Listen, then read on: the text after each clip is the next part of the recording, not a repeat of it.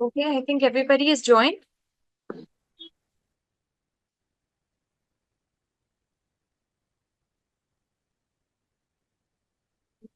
So people from Maharashtra also here. I didn't send you the link, I guess. Sorry. Um, okay. All right. So we'll start with AGB. Okay. So can we start? Is everybody awake now? It's 7:10. We've had enough of a break, I think. I hope somebody chai pee li hai. We'll start with AGB. Okay.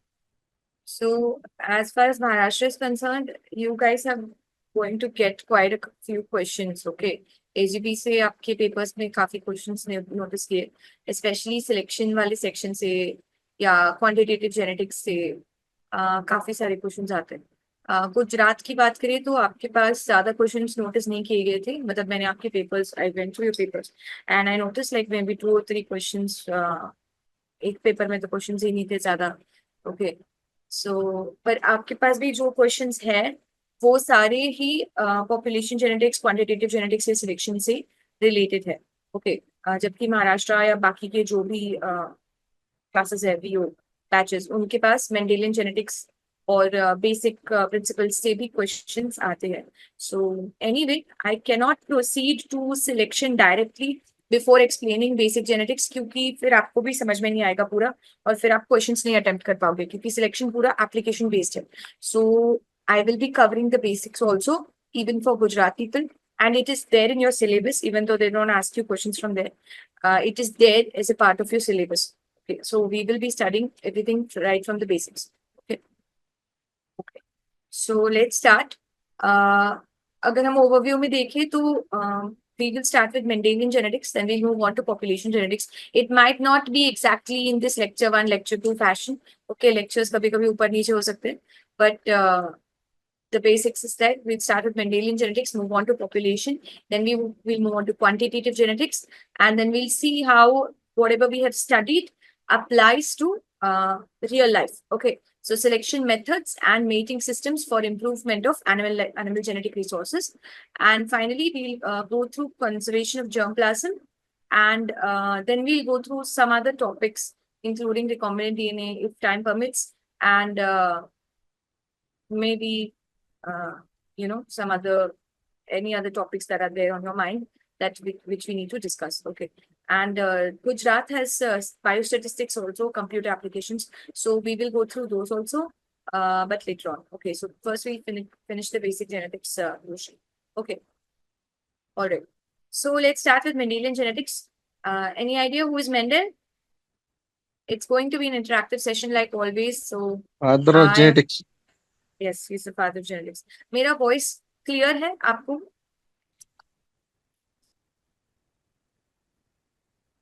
Sound clear आ रहा है?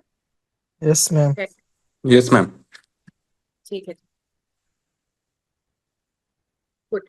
So Mendel was the father of genetics, and he was not really a geneticist or a biologist or anything. He was a monk, okay, monk slash biologist, and he did a lot of experiments with pea plants, and he figured out some rules which we need to do. Okay, but before going there, I want to cover some basic concepts of genetics, like say what is there in your nucleus? आपके nucleus में क्या होता है? Genetic material ये कैसे genetic material which is DNA और RNA DNA और RNA. Now, what is the structure of DNA? Helical. Double helix. Double है double Double helix. Helical structure Double helical structure. और ये डिस्कवर किसने किया था? Watson and Crick Watson and Crick I'm so Watson sorry. and I'm so Crick. sorry. My phone is ringing. Just give me a minute. So sorry. Sanguine.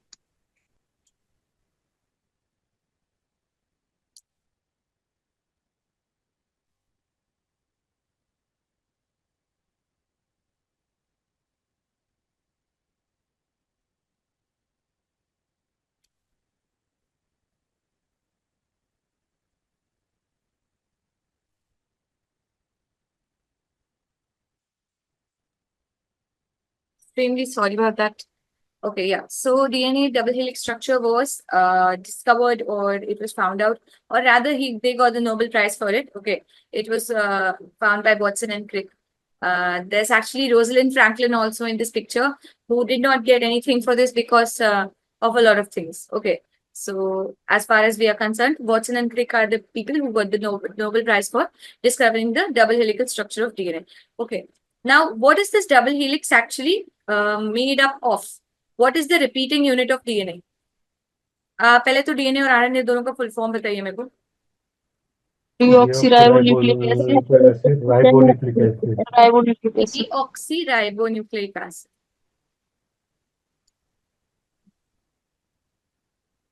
Okay. तो इसकी repeating units क्या होते हैं? Nucleotide What is the sequence. constituent? Nucleic acid. Nucleotide sequence. Okay.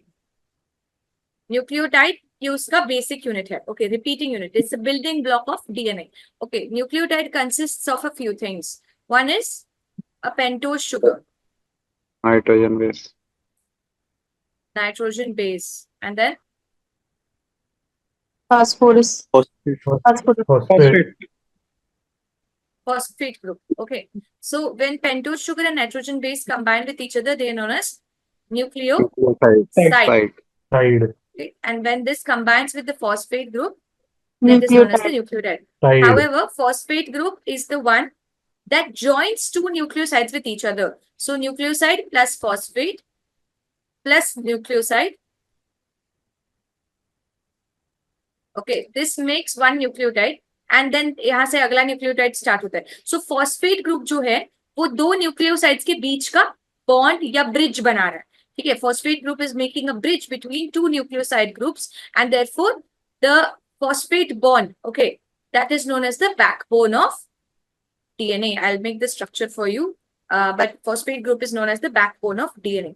Okay, so and ठीक है, यहाँ तक ठीक है. मैं स्लाइड इरेज कर दूं. Yes, ma'am. Yes, ma'am. So actually, this is DNA. This is the sugar. Okay, so this is first carbon, second carbon, third carbon, fourth carbon, fifth carbon. Okay, यहाँ पे लगता है nitrogen base. Okay. Okay, this is the sugar. When you say it is a deoxyribose sugar, it means there is deoxyribose मतलब यहाँ पे OH की जगह there is just H. Okay, and when you say that you are going to make a bond between, so this makes a nucleoside. Can you see? This is a nucleoside. This N stands for your nitrogenous base, N base. Okay, this N stands for your nitrogenous base. This is a nucleoside. And how will you join it with the next nucleoside?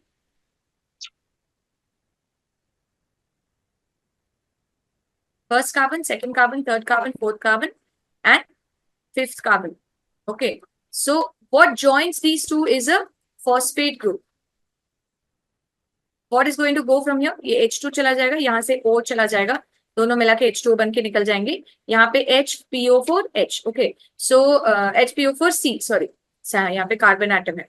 Okay, so what connects the third carbon atom with the fifth carbon atom is the phosphate group. Okay, so it is a 3' 5' phospho diester bond. Okay, 3'. So 3' इसीलिए बोलते हैं क्योंकि यहाँ से connection start होता है. Okay, अब मेरे को एक बात बताओ, यहाँ पे कौन सा कार्बन एटम फ्री है अगले कार्बन एटम से कनेक्ट करने के लिए?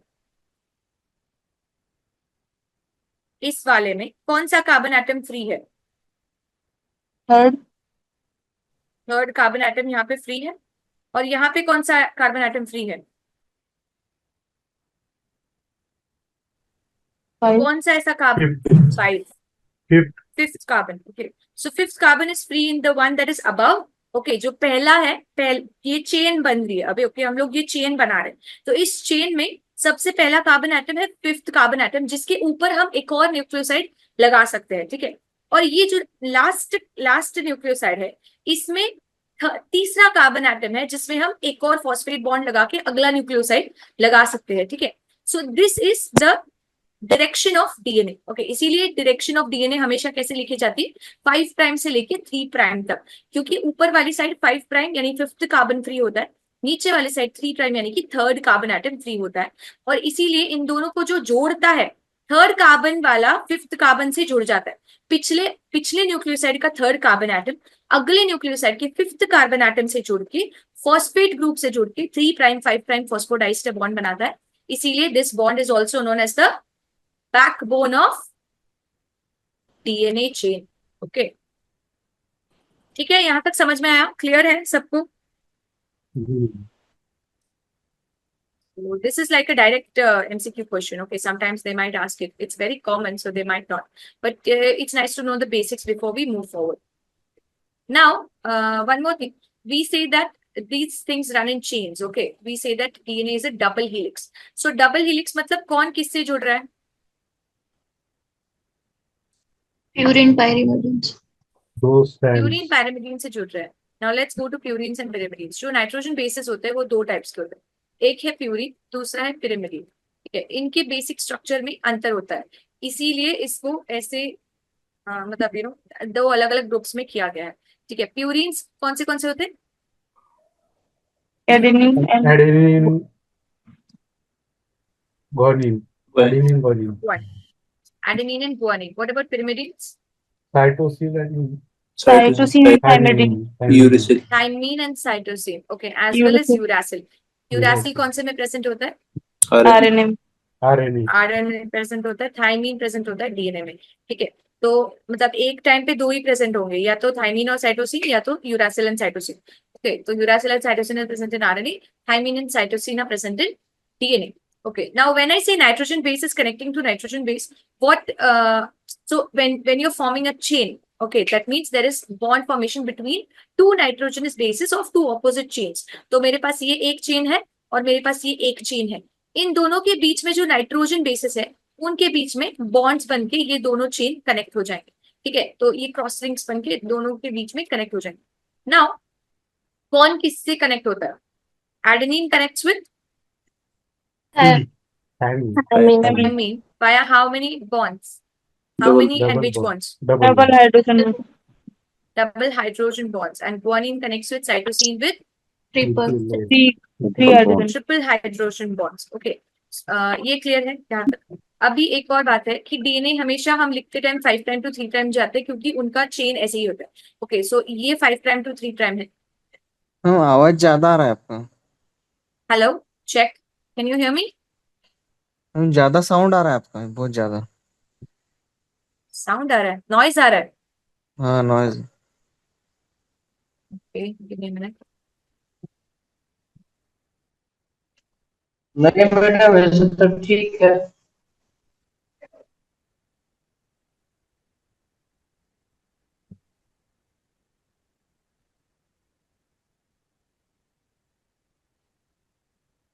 अभी साउंड अभी नॉइज आ रहा है कि मेरा साउंड क्लियर है?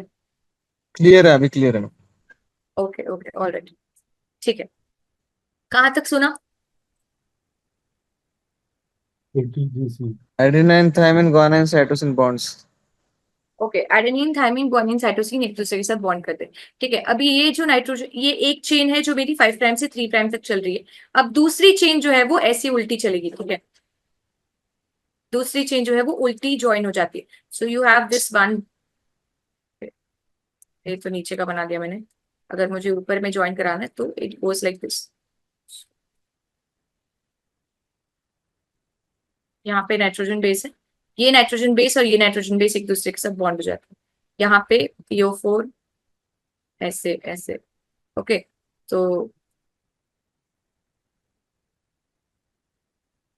So this is how, यहाँ पे भी नाइट्रोजन बेस होगा, actually this and this will bond with each other.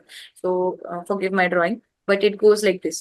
Okay, so one chain is in one direction, another chain is in the anti-parallel direction. Okay, so both chains are running anti-parallelly to each other, parallelly नहीं, anti-parallelly, opposite direction में। और दोनों के बीच में nitrogenous bases होते हैं दोनों के पास, उन दोनों के बीच में बॉन्ड्स बनता है और A bonds with T with a double hydrogen bond and G bonds with C with a triple hydrogen bond. ठीक है, ये सेम स्ट्रक्चर आपको आरएनए का मिलेगा, except RNA mostly exist in a single stranded form. Okay, DNA exist as a double stranded form. ठीक है, और ज्यादा स्टेबल कौन होता है, डीएनए की आरएनए? DNA. डीएनए स्टेबल होता है, RNA. इसीलिए it is no, DNA stable. Okay, DNA. DNA आपको फॉसिल से क्या मिलता है, पुराने जो भी जमाने के फॉसिल्स होते हैं जिसको एक्सकेवेट कर करके उसमें से फिंगरप्रिंटिंग करते हैं, तो what you are getting from that is DNA. okay, not RNA. So DNA is not, RNA is not stable. DNA is one of the most stable molecules and it can survive for ages. And okay, so you should remember that. All right. So that is why it is the material for, transfer of genes. Okay. So since we have come to genes now, let's go over what is a gene. What is a gene? What do you understand by a gene?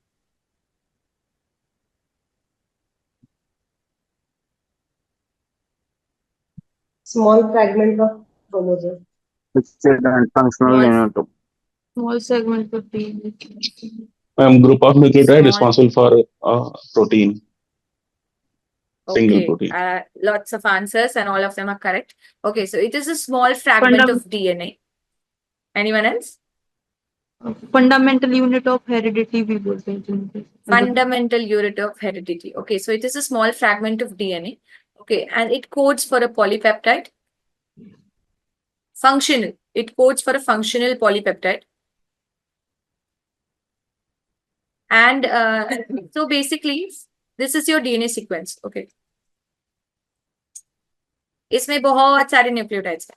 इसमें से जरूरी नहीं कि सारे nucleotides gene का form ले. ठीक है, thousands and lakhs of nucleotides present in one gene sequence, but one DNA sequence, actually one DNA molecule, but only one small portion of this whole sequence of DNA जो है will count as a gene.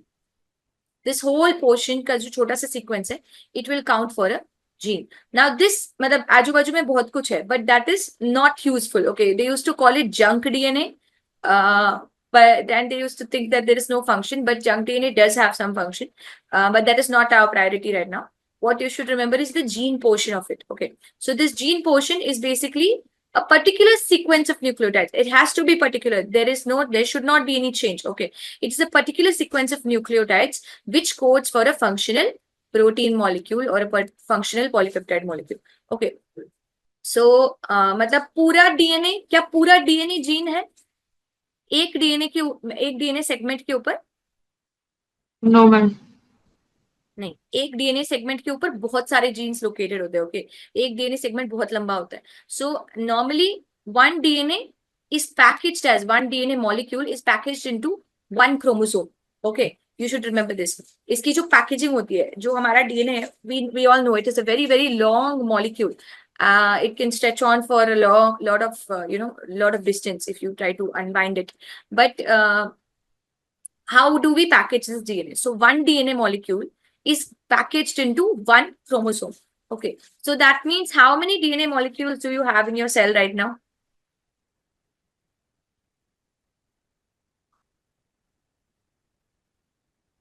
I'm saying one DNA molecule is packaged as one chromosome. एक ऐसा length of DNA है, ठीक है, इसको गोल कर करके इसका वुलन बॉल्स देखे, इतना लंबा वूल होता है, उसको पैकेज गोल गोल गोल गोल करके एक छोटा सा बॉल बना देते हैं. ठीक है, so that is what happens to the chromosomes also. It's done with DNA plus histone proteins. What is the charge on DNA, positive और नेगेटिव? Negative charge. डीएनए के ऊपर नेगेटिव चार्ज होता है. ठीक है, हिस्टोन प्रोटीन्स के ऊपर positive charge होता है. तो हिस्टोन प्रोटीन्स ऐसे ऑक्टामर होता है एक्चुअली. इसके नीचे ये दूसरा बना रही हूं मैं. तो इसके ऊपर एक डीएनए ऐसे ऐसे उसका ऐसे चेन बन जाता है, मतलब उसको से वाइंड कर लेते.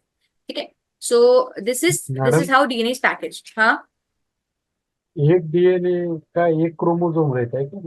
वो ऊपर हाँ, आपने एक लिखा. डीएनए का एक क्रोमोसोम रहता है. ठीक है, इतना लंबा डीएनए, उसको हिस्टोन प्रोटीन मिल अभी ये हिस्टोन प्रोटीन है, इसके आगे एक छोटा सा हिस्टोन H5 करके एक हिस्टोन लगता है यहाँ पे, H5 या H1 बोल सकते हैं.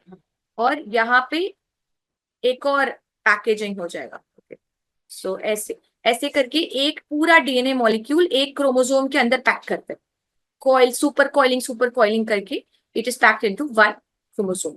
ओके, तो आई एम तो आस्किंग यू हिस्टोन हाउ क्या है many. Madam? Okay, okay, so we'll come to the gene portion in a bit. DNA बहुत लंबा है, इससे सब एग्री करते हैं। It's a very long molecule and your nucleus is very small. Okay, so you want to pack that DNA into that small nucleus. तो आप कैसे पैक करोगे? ऑब्वियसली अगर कोई लंबी चीज है, आपका लंबा कपड़ा है, तो आप क्या करते हो? उसको फोल्ड करते हो बैग में डालने से पहले। Same thing is what we do here. We नहीं, भगवान ने किया है या किसी ने किया है, आई don't no, it's happened, big bang theory. So DNA जो है it is packaged with the help of histone proteins. So if something is negatively charged and you want to pack it together, what will you use? Positive charge. A positive charge. Okay, so positive charge का हम use करते हैं protein. ठीक है, histone is a group of proteins, बहुत सारे होते हैं हिस्टोन प्रोटीन्स के, अपने जीन्स होते हैं। ठीक है, histone is a group of proteins. So एक H2A, H2B, H3A, H3B I think, and H1 और H5 ये दोनों सेम है। H1 या H5 दोनों सेम प्रोटीन है। ठीक है, हिस्टोन प्रोटीन्स। तो ये ऐसे प्रोटीन्स होते हैं और इसका ऑक्टामर बनता है, मतलब दो H2A मॉलिक्यूल दो H2B मॉलिक्यूल चिपक जाते, दो H3A H3B चिपक जाते, और मतलब ऐसे इसके नीचे दूसरा है, ये है, इसके नीचे दूसरा है, इसके नीचे दूसरा है, इसके नीचे दूसरा है। तो ये प्रोटीन मॉलिक्यूल्स है, और ये क्या करते हैं? डीएनए को ऐसे अपने आप से ऐसे गोल कर देते हैं, बाइंड कर देते हैं। डीएनए इसके ऊपर कॉइल हो जाता है, और फिर एक ये जो डीएनए सेगमेंट है इसको अगले वाले से जोड़ने के लिए यहाँ पे H5 हिस्टोन प्रोटीन होता है। ओके, और फिर से ये फिर से रिपीट हो जाता है। ठीक है? तो बीड्स ऑन स्ट्रिंग अपीयरेंस की तरह इसका भी हो जाता है। So histones are the proteins which are used for packaging of DNA into tight chromosomes. Okay, super coiling करके डीएनए को पैक किया जाता है क्रोमोसोम्स के फॉर्म में, और यही क्रोमोसोम्स आपके न्यूक्लियस में फिट कर दिए जाते हैं। Now I am telling you one DNA molecule is equal to one chromosome in your body. So how many DNA molecules do you have in your body right now? In one cell. Yeah, 46. 46. So 46 DNA molecules. So that is equal to the number of chromosomes that you have. Okay. All right. So this concept is clear. तो ये काम आएगा बाद में, ठीक है, इसको याद रखना। अब हम बात कर रहे थे जीन की। ठीक है, तो ये इतना लंबा डीएनए है। अब हमको पता है कि DNA is condensed as a chromosome. DNA is condensed into a chromosome. अभी इतना लंबा डीएनए, इसका छोटा सा पोर्शन है जो जीन कहलाएगा। ठीक है, ये जीन है, ये पॉलीपेप्टाइड के लिए कोड करेगा। ठीक है, अब क्या मैं कह सकती हूँ कि अगर ये क्रोमोसोम है,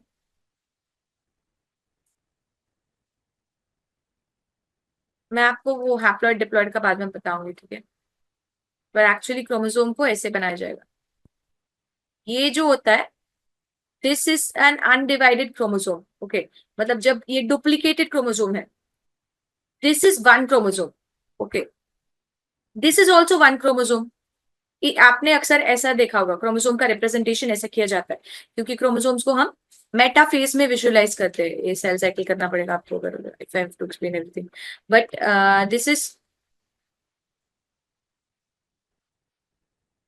this is also one chromosome. This is also one chromosome. The difference between them is that cell cycle में एक फेज होता है रेप्लिकेशन फेज। ठीक है, रेप्लिकेशन फेज में अगर सेल को डिवाइड करना है दो सेल्स में, तो उसके पास जो अभी मटेरियल है उसको रेप्लिकेट करना पड़ेगा। It has to duplicate that material, so that includes duplication of the nuclear material. Okay, तो this is one chromosome, this is currently unreplicated, and this is one chromosome, this is a replicated chromosome waiting to be divided. Okay, this is a replicated chromosome waiting to be divided, and it will be divided like this. Okay, into two halves. Okay, so these two halves are known as sister chromatids. ये एक sister chromatid, ये एक sister chromatid, और ये दोनों same chromosome के ऊपर है। तो क्या इन दोनों के ऊपर का सीक्वेंस सेम होगा? Yes, ma'am. इन दोनों के ऊपर का सीक्वेंस सेम होगा। ओके, तो यहाँ पे जो जीन है उसका जो सीक्वेंस बनता है, सपोज उसका सीक्वेंस ATGC80 है, तो यहाँ पे जो जीन है उसका भी सीक्वेंस ATGC80 ही होगा। Okay, it will not be some different sequence. Now this is a replicated chromosome waiting to be separated, okay, waiting to be halved. How many DNA molecules are there in this chromosome and how many are there in this chromosome? Chromosome A, chromosome B. ए में आधे हो जाएंगे, B में double है। इसमें एक DNA molecule है, इसमें दो DNA molecules. Okay, so 2 DNA molecules but 1 chromosome, 1 DNA molecules but 1 chromosome. This is the natural state of your cell.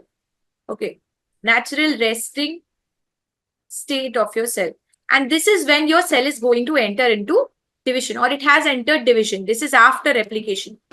After replication, this is the state of your cell, and this chromosome has not been divided completely. Okay, ये जो दो sister chromatids है, ये दोनों completely divide नहीं हुए. They are still joined to each other at this point, which is known as the centromere.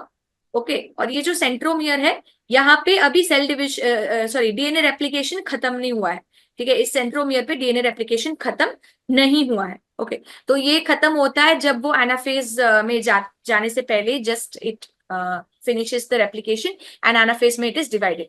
Okay, so for now you need to know that. ये यहाँ तक समझ में आया आपको? Did you understand this concept, everybody? किसी को कोई डाउट है इसमें? कुछ भी रिपीट करना है इसमें से? क्योंकि ये आपका बेसिक है, इसके बाद में बेसिक नहीं समझाऊंगी, सीधा जंप इनटू जेनेटिक्स। ओके, ठीक है, तो ये समझ में आ गया। Now gene okay, complementary sequences का कॉन्सेप्ट पता है? कॉम्प्लीमेंट्री सीक्वेंस मतलब अगर मैं बोलूं ये 5 प्राइम 3 प्राइम ATGC ATGTAC, तो इसका कॉम्प्लीमेंट्री सीक्वेंस क्या है? TACG TA TACGTA CA TG, और 5 प्राइम कौन सा साइड आएगा, 3 प्राइम कौन सा साइड आएगा? 3 प्राइम पे यहाँ क्या आएगा? 5 प्राइम 5 प्राइम आएगा, और यहाँ पे 3 प्राइम आएगा। ठीक है, तो ये कॉम्प्लीमेंटारिटी का कॉन्सेप्ट है। लिखते टाइम कभी भी डीएनए मॉलिक्यूल को ऐसे 3 प्राइम 5 प्राइम में नहीं लिखते। लिखते टाइम अगर कॉम्प्लीमेंट्री सीक्वेंसेस का आपको आई डोंट नो एमसीक्यूज में कभी कभी आ सकता है कि इसका कॉम्प्लीमेंट्री क्या है। कॉम्प्लीमेंट्री सीक्वेंस आपको इसी तरह से दिया जाएगा। They will not right it like this, they won't even show you this. They will write the complementary sequence like TGTA, इसका जो उल्टा है मतलब ये आपको लिखा मिलेगा आंसर्स में, तो आपको इसको टिक करना है। कंफ्यूजन में होके for confusing you they can give it like this also. Okay, ये सेम सीक्वेंस यहाँ पे कॉपी करके 5 प्राइम 3 प्राइम रिवर्स करके दे सकते, but you have to be careful and you have to choose the correct option. Polarity देख के option choose करना। ठीक है, तो ये कॉन्सेप्ट हो गया। फिर और क्या है? हमें कॉम्प्लीमेंट्री समझ में नहीं आया मैडम। कॉम्प्लीमेंट्री जी मैडम, वो एक बार फिर से। क्या कर रहे कॉम्प्लीमेंट्री सीक्वेंस यस मैम। जी जी। CATG, इसका कॉम्प्लीमेंट्री सीक्वेंस क्या आएगा?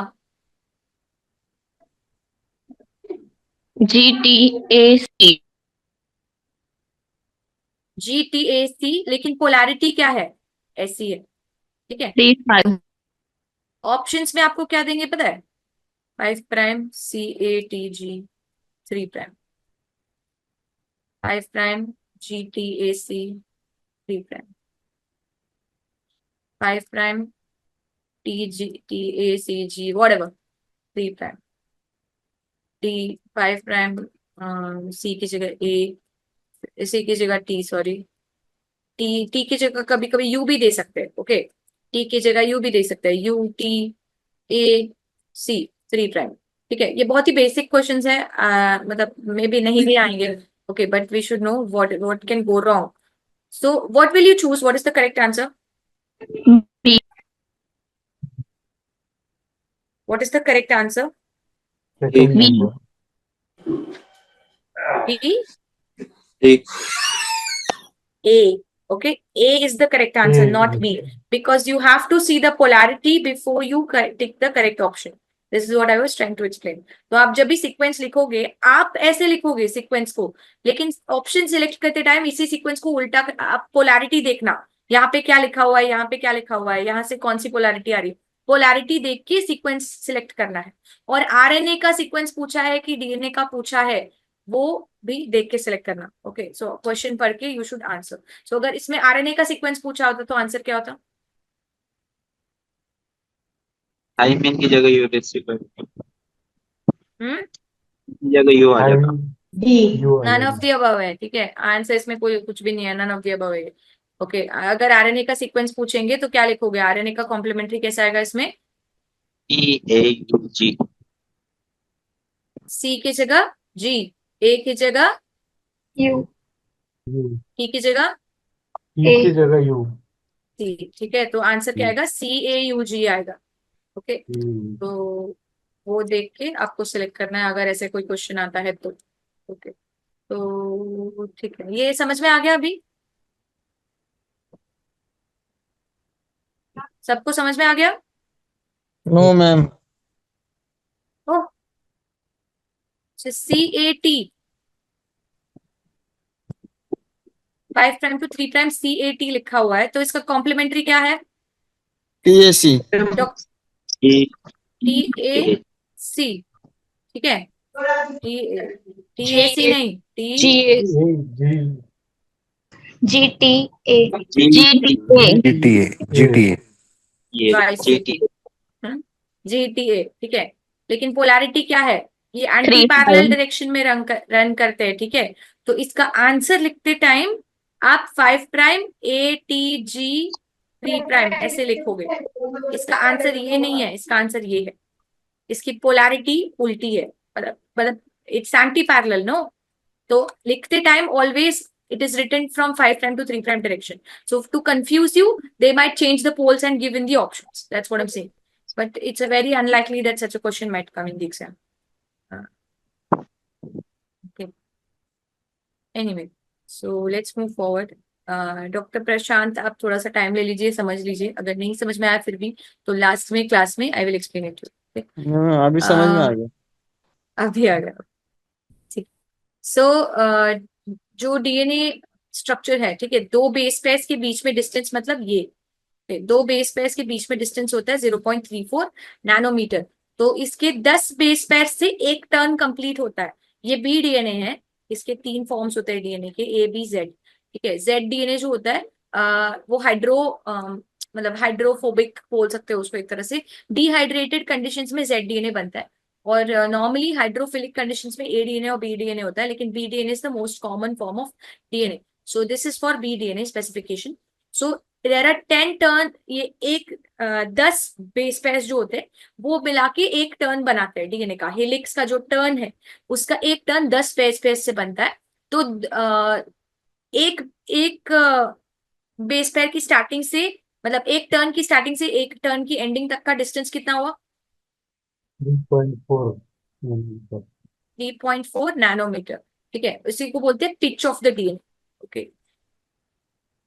Pitch of the DNA. फिर एंगस्ट्रॉम में पूछा तो 34. 34 एंगस्ट्रॉम. ओके, तो और so major groove, minor groove. Minor groove मतलब ये पोर्शन माइनर ग्रूव होता है और ये पोर्शन मेजर ग्रूव होता है. That's not important so much. So we've done DNA, we've done gene. Okay, we've done chromosome. Okay, we need to do allele. Let's go back to our common page. Now, this is a gene. Okay. Acha, what is a characteristic? What is a trait? Physical appearance of Physical appearance of something. Okay, what is a phenotype? External exhibition of Same symptoms. thing. Okay, phenotype is the physical appearance, what you see, what happens as a result of what your genotype is. Okay, So character and trait. So let's start with a trait. Okay, character or trait, same thing. Character and trait is the same thing. So hair color, color of the hair is a character. Okay, Phenotype. I'll write it over. Hair color in Labradors, not Labradors. Okay, let's not take dogs. Let's take humans as an example. Hair color is a character or a trait. So humans में आपने commonly कितने type का hair color देखा है? Black, Three. brown. Black, Brown, brown, white. Black, brown, white. Okay. अच्छा, white को भूल जाओ for now. Let's just say there are two colors for hair in humans. There is one black and there is one brown. Okay. So the same gene is coding for hair color. Hair color का जो gene का sequence है वो same होगा. Like suppose, okay, this is all hypothetical. Explain it to you. Don't assume it is real. Okay. So let's assume A, T, G, C, E, G, C. Suppose this is the gene which codes for hair color. इसका नाम हमने रख दिया capital B. Okay, ये जो sequence है particular, ये black hair colour को कोड करता है. ठीक है, ब्लैक हेयर कलर डोमिनेंट है, हमने उसका नाम रख दिया कैपिटल B. और A T G T A T T A G C. तो इन दोनों में क्या फर्क है? अभी ये ब्राउन के लिए कोड करता है.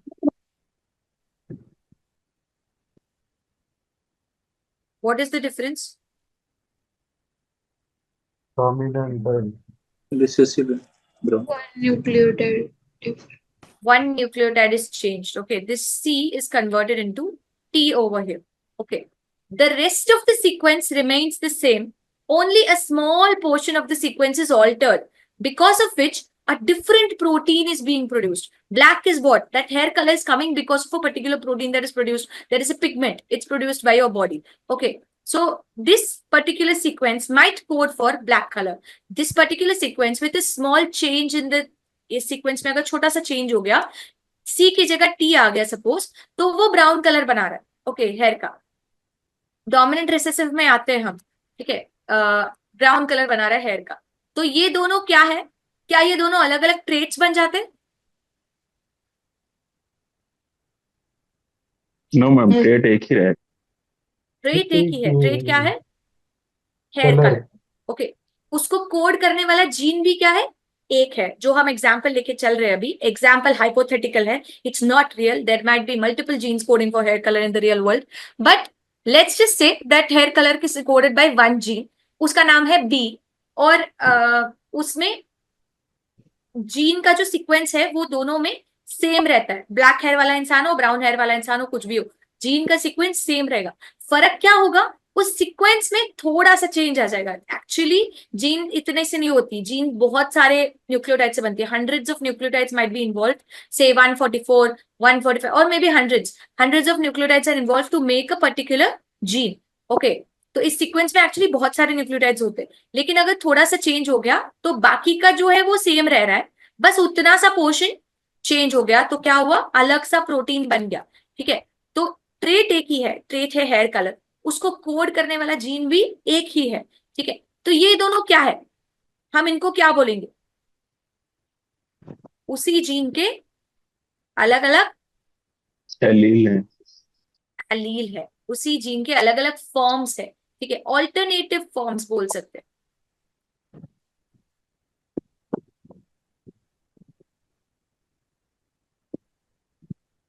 Alternative forms of the same gene coding for one trait are known as alleles. ठीक है, अभी डोमिनेंट रिसेसिव की बात करते हैं. डोमिनेंट रिसेसिव कब होगा? जब हमारे पास दो क्रोमोसोम साथ में आएंगे. ठीक है, now currently you have two chromosomes in your cell. One chromosome has come from your mother, one chromosome has come from your father. Okay, so this is, suppose this is the maternal chromosome and this is the paternal chromosome. यहाँ पे इसको अगर हमने नाम दिया ये, okay, और इसको हमने नाम दिया ये. ठीक है, ऐसी कंडीशन में, मतलब ये क्या है? This is a pair of to chromosomes, okay, this is a pair of to chromosomes, इनको बोलते हैं लोगोस। होमोलॉगस क्रोमोसोम, ठीक है, इनको बोलते हैं होमोलॉगस क्रोमोसोम, क्योंकि सपोज हमारे पास कितने पेयर्स है क्रोमोसोम्स के, 23 पेयर्स है ह्यूमंस के अंदर, ठीक है, लास्ट पेयर को छोड़ दो तो बाकी सारे क्या है, ऑटोसोम, सो 22 ऑटोसोमल पेयर्स। वो दोनों के ऊपर जो जीन सीक्वेंस होता है वो सेम रहता है, मतलब जैसे 21st chromosome of the mother and 21st chromosome coming from the father is going to have the same sequence of genes, मतलब पहली वाली जीन अगर हेयर कलर के लिए कोड कर रही है, दूसरी वाली जीन आई कलर के लिए कर रही है, तीसरी वाली gene I don't know hair growth के लिए कर रही है, चौथी वाली जीन किसी और चीज के लिए कर रही है, fifth gene is coding for year patterns, so this same thing will be repeated in the 21st chromosome of both of these mother as well as father, so the entire species actually, so this position of traits remains the same on a particular place in the chromosome, okay, that is known as locus, that particular place is known as locus. Now this same place over here, suppose this is the 13th position, okay, ऊपर से लेके 13वें position पे आते हैं, 13th position, so this is having this gene B, the allele B, and this one 13th position is having the allele B, okay, it's possible that one gene might not allow the other gene to be expressed, okay, it's possible that this gene might not allow this gene to be expressed and it will express its own protein.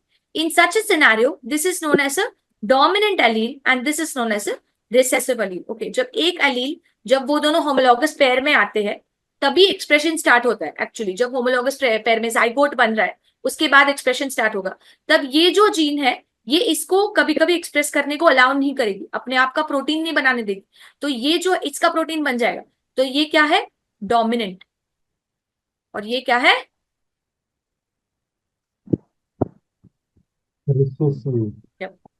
Recessive, इसको हम बोलेंगे recessive allele. तो alleles होते हैं, dominant और recessive क्या होते हैं, एलील होते हैं, जीन नहीं होते, उसी जीन का डोमिनेंट एलील, उसी जीन का रिसेसिव एलील, ठीक है। अच्छा, अभी हम पोजीशन वाले पे आते हैं।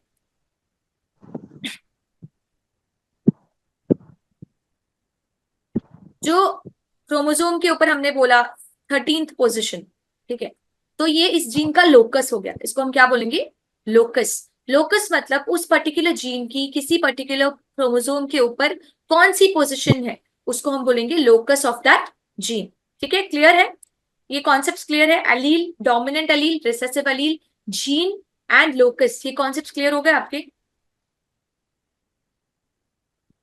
मैडम वो जीन जहाँ प्रेजेंट हुए दोनों के, एक डोमिनेंट और एक रिसेसिव, उसको लोकाई बोलते हैं क्या? मतलब लोकस उसको लोकाई बोलते हैं, पोजीशन, ठीक है, उसकी लोकस पोजीशन कहाँ पे उसकी है? पोजीशन, हाँ उसकी पोजीशन, वो 13th पोजीशन, वो वाली जीन आपको किसी भी उस स्पीशीज का कोई भी ऑर्गेनिज्म उठा के देख लो, कोई भी इंडिविजुअल उठा के देख लो, 13th पोजीशन पे ही मिलेगी। सपोज क्रोमोसोम नंबर 21 पे 13वें पोजीशन पे वो जीन आती है, तो वो 13वें ही पोजीशन पे आएगी, कहीं और नहीं आएगी उस स्पीशीज के अंदर, तो वो लोकस उसके लिए फिक्स्ड होता है, तो वो उसका लोकस, ठीक है, और प्लूरल में उसको बोलते हैं लोसाई या लोकाई।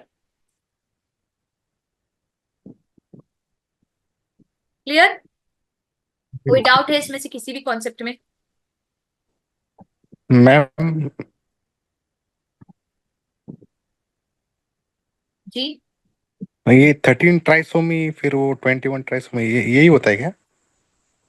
नहीं, ट्राइसोमी में मत जाओ, भूल जाओ अभी उसको, बाद में, ठीक है, बाद में, नो ट्राइसोमी ना, आफ्टरवर्ड्स। ओके, और किसी को कोई डाउट है इस कॉन्सेप्ट में, कोई डाउट है?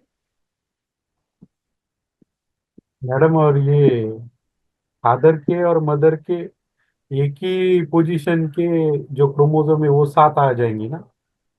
मतलब हाँ 13वां नंबर का इधर का भी आएगा, 13वां नंबर का उधर का भी आएगा, ऐसा? हाँ हाँ हाँ, यस, तभी उनको ओके, होमोलॉगस क्रोमोसोम ऐसा बोलेंगे। ऐसा नहीं होता है ना कभी कि 13 नंबर का 14 नंबर से ज्वाइन नहीं हो गया? नहीं नहीं नहीं, ओके, होमोलॉगस क्रोमोसोम्स हमेशा एक जैसे दिखते हैं। मतलब ये हेट्रोलॉगस कभी नहीं हो सकता है क्या? मतलब कभी भी नहीं होगा? हेट्रोलॉगस होता ही नहीं, कॉन्सेप्ट ही नहीं। जी जी, ओके, यही मतलब क्लियर करना था। हम्म, ओके, ओके, किसी और को कोई डाउट है? डोमिनेंट और रिसेसिव एक बार बता दीजिए। डोमिनेंट मतलब जैसे ये एलील है, ये एलील एलील एलील मतलब समझ में आया? एलील मतलब ये सेम जीन सीक्वेंस है, बस इसमें थोड़ा सा हल्का सा चेंज हो गया तो प्रोटीन अलग बन गया, ठीक है। तो कभी कभी कुछ सीक्वेंसेस ऐसे होते हैं जो किसी और के एक्सप्रेशन को होने नहीं देते। मतलब ये अगर ब्लैक का सीक्वेंस प्रेजेंट, अच्छा ठीक है, we'll come to that. Okay, give me a minute. I'm coming to that. Okay, so let's come to that point. Oh, pardon my drawing. I'm just going to draw a chromosome like this now.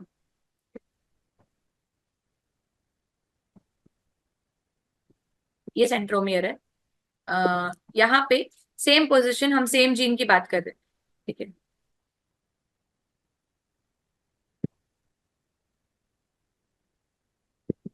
ये maternal chromosome है और ये paternal chromosome है। Same जी जिसकी हम बात कर रहे थे अभी तक, ठीक है। ये दोनों एलील सेम है कि डिफरेंट है? सेम ही है मैडम, ए बी सी दोनों ऐसे नाम एलील्स? देते हैं, नहीं इंडिविजुअल ए ABC नहीं, बी सी कुछ ऐसा नाम हम देते एक ही हम एक ही जीन की बात कर रहे हैं। ABC मुझे नाम ही नहीं देने, मैं एक ही जीन की बात कर रही हूँ, ठीक है। वो जो ब्लैक वाली नहीं जीन नहीं थी, मैडम, ब्लैक नहीं हेयर। ये तीन तीन इंडिविजुअल्स है ना, एक एक अच्छा, नंबर इंडिविजुअल को इंडिविजुअल नाम दो दे है। दो, ओके। एक ए नहीं, चलो 1 2 3 करते हैं, वरना वो जीन के साथ कंफ्यूजन हो हाँ जाएगा। जी ये फर्स्ट इंडिविजुअल, ये सेकंड इंडिविजुअल और ये थर्ड इंडिविजुअल, ठीक है। Okay, nice nice thought. Okay, तो फर्स्ट इंडिविजुअल में ये दोनों एलील्स जो है वो सेम है, ठीक है। तो कौन सा प्रोटीन एक्सप्रेस होगा? इसका कलर कौन सा बनेगा? Hair colour Black. ब्लैक बनेगा। इसमें Brown. ब्राउन ब्राउन बनेगा। और इसमें क्या बनेगा? Black Black. ब्लैक क्यों बनेगा ब्लैक? Black dog. डोमिनेंट है। क्योंकि ब्लैक जो एलील है वो स्मॉल बी पे डोमिनेंट है, ठीक है। तो जब जब ऐसे पेयर में, ऐसे होमोलॉगस क्रोमोसोम्स की पेयरिंग में एक एलील दूसरे एलील को एक्सप्रेस नहीं होने देता, तब इसको बोलेंगे डोमिनेंट एलील। और जो एक्सप्रेस नहीं हुआ एलील उसको बोलेंगे रिसेसिव एलील, ठीक है। तो ये डोमिनेंट और रिसेसिव का कॉन्सेप्ट है। और डोमिनेंट और रिसेसिव का कॉन्सेप्ट सिर्फ तभी आ सकता है जब दो क्रोमोसोम्स एक साथ एग्जिस्ट करे, okay. A pair can have dominant and recessive. A single chromosome cannot be dominant or recessive. Okay, so when it is existing as a pair, it will act as dominant and recessive. Okay, so अच्छा, ऐसे individual को क्या बोलेंगे bye the way, जिसके पास same type का allele है दोनों क्रोमोसोम्स के अंदर? Homologous. Homologous. No, codominance. Chromosomes homologous है, होमोजाइगस, ठीक। होमोलॉगस ये homozygous dominant, individual, homologous recessive ऐसा बोल सकते हैं। हाँ, होमोलॉगस नहीं बोलेंगे लेकिन होमोजाइगस बोलेंगे। होमोजाइगस, इसको बोलते हैं जाइगोसिटी। जाइगोसिटी मतलब जाइगस जब लग जाता है ना, तब that means you are talking about a pair of chromosomes, okay, और for the same trait. Pair of, you are talking about a pair of chromosomes for the same trait, मतलब उसका जीनोटाइप का बात कर रहे हो आप, इसको बोलेंगे जीनोटाइप। अगर आपको बोलेंगे जीनोटाइप का डिस्क्रिप्शन दो, तो you can say homozygous dominant, homozygous recessive, and this will be known as a heterozygous individual. Hetero मतलब उसके पास दोनों अलग अलग टाइप के एलील्स है उस सेम ट्रेट के लिए। हम ट्रेट की, एक ही ट्रेट की बात कर रहे हैं, हेयर कलर की बात कर रहे हैं हम अभी भी, ठीक है। इस हेयर कलर के लिए इस इंडिविजुअल के पास सेम टाइप का क्रोमोसोम है, जो मतलब दोनों क्रोमोसोम्स में सेम टाइप का एलील है जो ब्लैक कलर प्रोड्यूस करता है, तो ये हुआ होमोजाइगस डोमिनेंट। इस इंडिविजुअल के पास, मतलब इंडिविजुअल नंबर 2 के पास हेयर कलर के लिए, हेयर कलर ट्रेट के लिए दोनों क्रोमोसोम्स के अंदर, जो मदर से आया जो फादर से आया, दोनों होमोलॉगस क्रोमोसोम्स के अंदर same type of allele present है जिससे ब्राउन हेयर कलर आता है, तो हम इसको बोलेंगे हेटेरोज होमोजाइगस रिसेसिव। और ये जो थर्ड इंडिविजुअल्स है जिसमें ब्लैक हेयर कलर फॉर्म हो रहा है, उसके पास सेम क्रोमोसोम पेयर में, मतलब सेम नंबर, कौन सी पेयर थी? 21st पेयर की बात कर रहे थे। 21st पेयर पे 13th पोजीशन पे दोनों अलग अलग एलील्स है, तो ये क्या हुआ? हेटेरोजाइगस। तो zygosity comes with the locus and it comes with the pairs, okay. जब हम पेयर्स की बात करें क्रोमोसोम्स की, और इस पेयर के ऊपर एक पर्टिकुलर लोकस की बात करें, तब जाइगोसिटी की बात होती है। सिंगल क्रोमोसोम में कोई भी होमोजाइगस या हेटेरोजाइगस नहीं होगा, ठीक है। तो मेरे को एक बात बताओ, क्या जाइगोट होमोजाइगस या हेटेरोजाइगस हो सकता है? जाइगोट, हेटेरोजाइगस नहीं, मैं हेयर कलर की बात करूँ, सपोज उसके पास कैपिटल बी है, तो ये जाइगोट होमोजाइगस है कि हेटेरोजाइगस? होमोजाइगस। होमोजाइगस। अगर मैं बोलूँ ये ओवम है मेरे पास, तो क्या ये होमोजाइगस है कि हेटेरोजाइगस? ओवम होमोजाइगस और जाइगोट हेटेरोजाइगस। डोंट, मतलब इसके लिए नहीं डिफाइन करते हैं ये वर्ड होमोजाइगस हेटेरोजाइगस होगा के लिए। एग्जैक्टली। डिप्लॉयड जब डबल डिप्लॉयड होता ही है में ना। डबल में देना जब पड़ेगा, डबल हैप्लॉइड में। इंडिविजुअल है, जब हम्म, इंडिविजुअल हैप्लॉइड है, हो ही नहीं इंडिविजुअल या सकता सेल ऐसे, जब हैप्लॉइड है, तब ना है कोई जाइगोसिटी आती ही नहीं है, क्योंकि इट इज हो ही नहीं सकता। Existing for a pair. Okay, it's existing for a pair of alleles. Zygosity का कॉन्सेप्ट कब आएगा? जब जाइगोट पैदा होगा, तब जब फर्टिलाइजेशन हो जाएगा उस टाइम पे जाइगोसिटी आ जाएगी, तब डिसाइड होगा कि ये इंडिविजुअल होमोजाइगस है कि हेटेरोजाइगस किसी पर्टिकुलर ट्रेट के। ठीक है, तब तक वो सिर्फ ओवम है और सिर्फ स्पर्म है, ना जाइगोस है ना कुछ है, nothing. It's just existing as a particular allele. उस ओवम के पास कैपिटल बी एलील है, उसके साथ जो एलील आके फ्यूज होगा उसके ऊपर डिपेंडेंट है इंडिविजुअल होमोजाइगस बनेगा कि हेटेरोजाइगस। क्लियर? कॉन्सेप्ट क्लियर हाँ है? मैडम। मैडम मैम ये हम्म। हेट्रोजाइगस डिसाइड कैसे करेंगे मैम? जैसे अलग अलग जीन है तो कोई जीन डोमिनेंट होगा, किसमें रिसेसिव होगा? जैसे अलग अलग आपने जीन नहीं है, सेम जैसे जीन है। आपने एक जीन बताया ना अभी, ब्राउन हम्म। कलर का बताया आपने। कहीं हम्म। पर स्किन कलर का है। हम्म। तो मैम एक जीन में वो दूसरा डोमिनेंट है, दूसरा रिसेसिव होगा। हम्म। तो मतलब कैसे डिसाइड हाँ, करेंगे कि तब वो हेट्रोजाइगस? हेटेरोजाइगस है। हेटेरोजाइगस कैसे डिसाइड करेंगे? ओहो, आप फिनोटिपिकली पूछ रहे हो?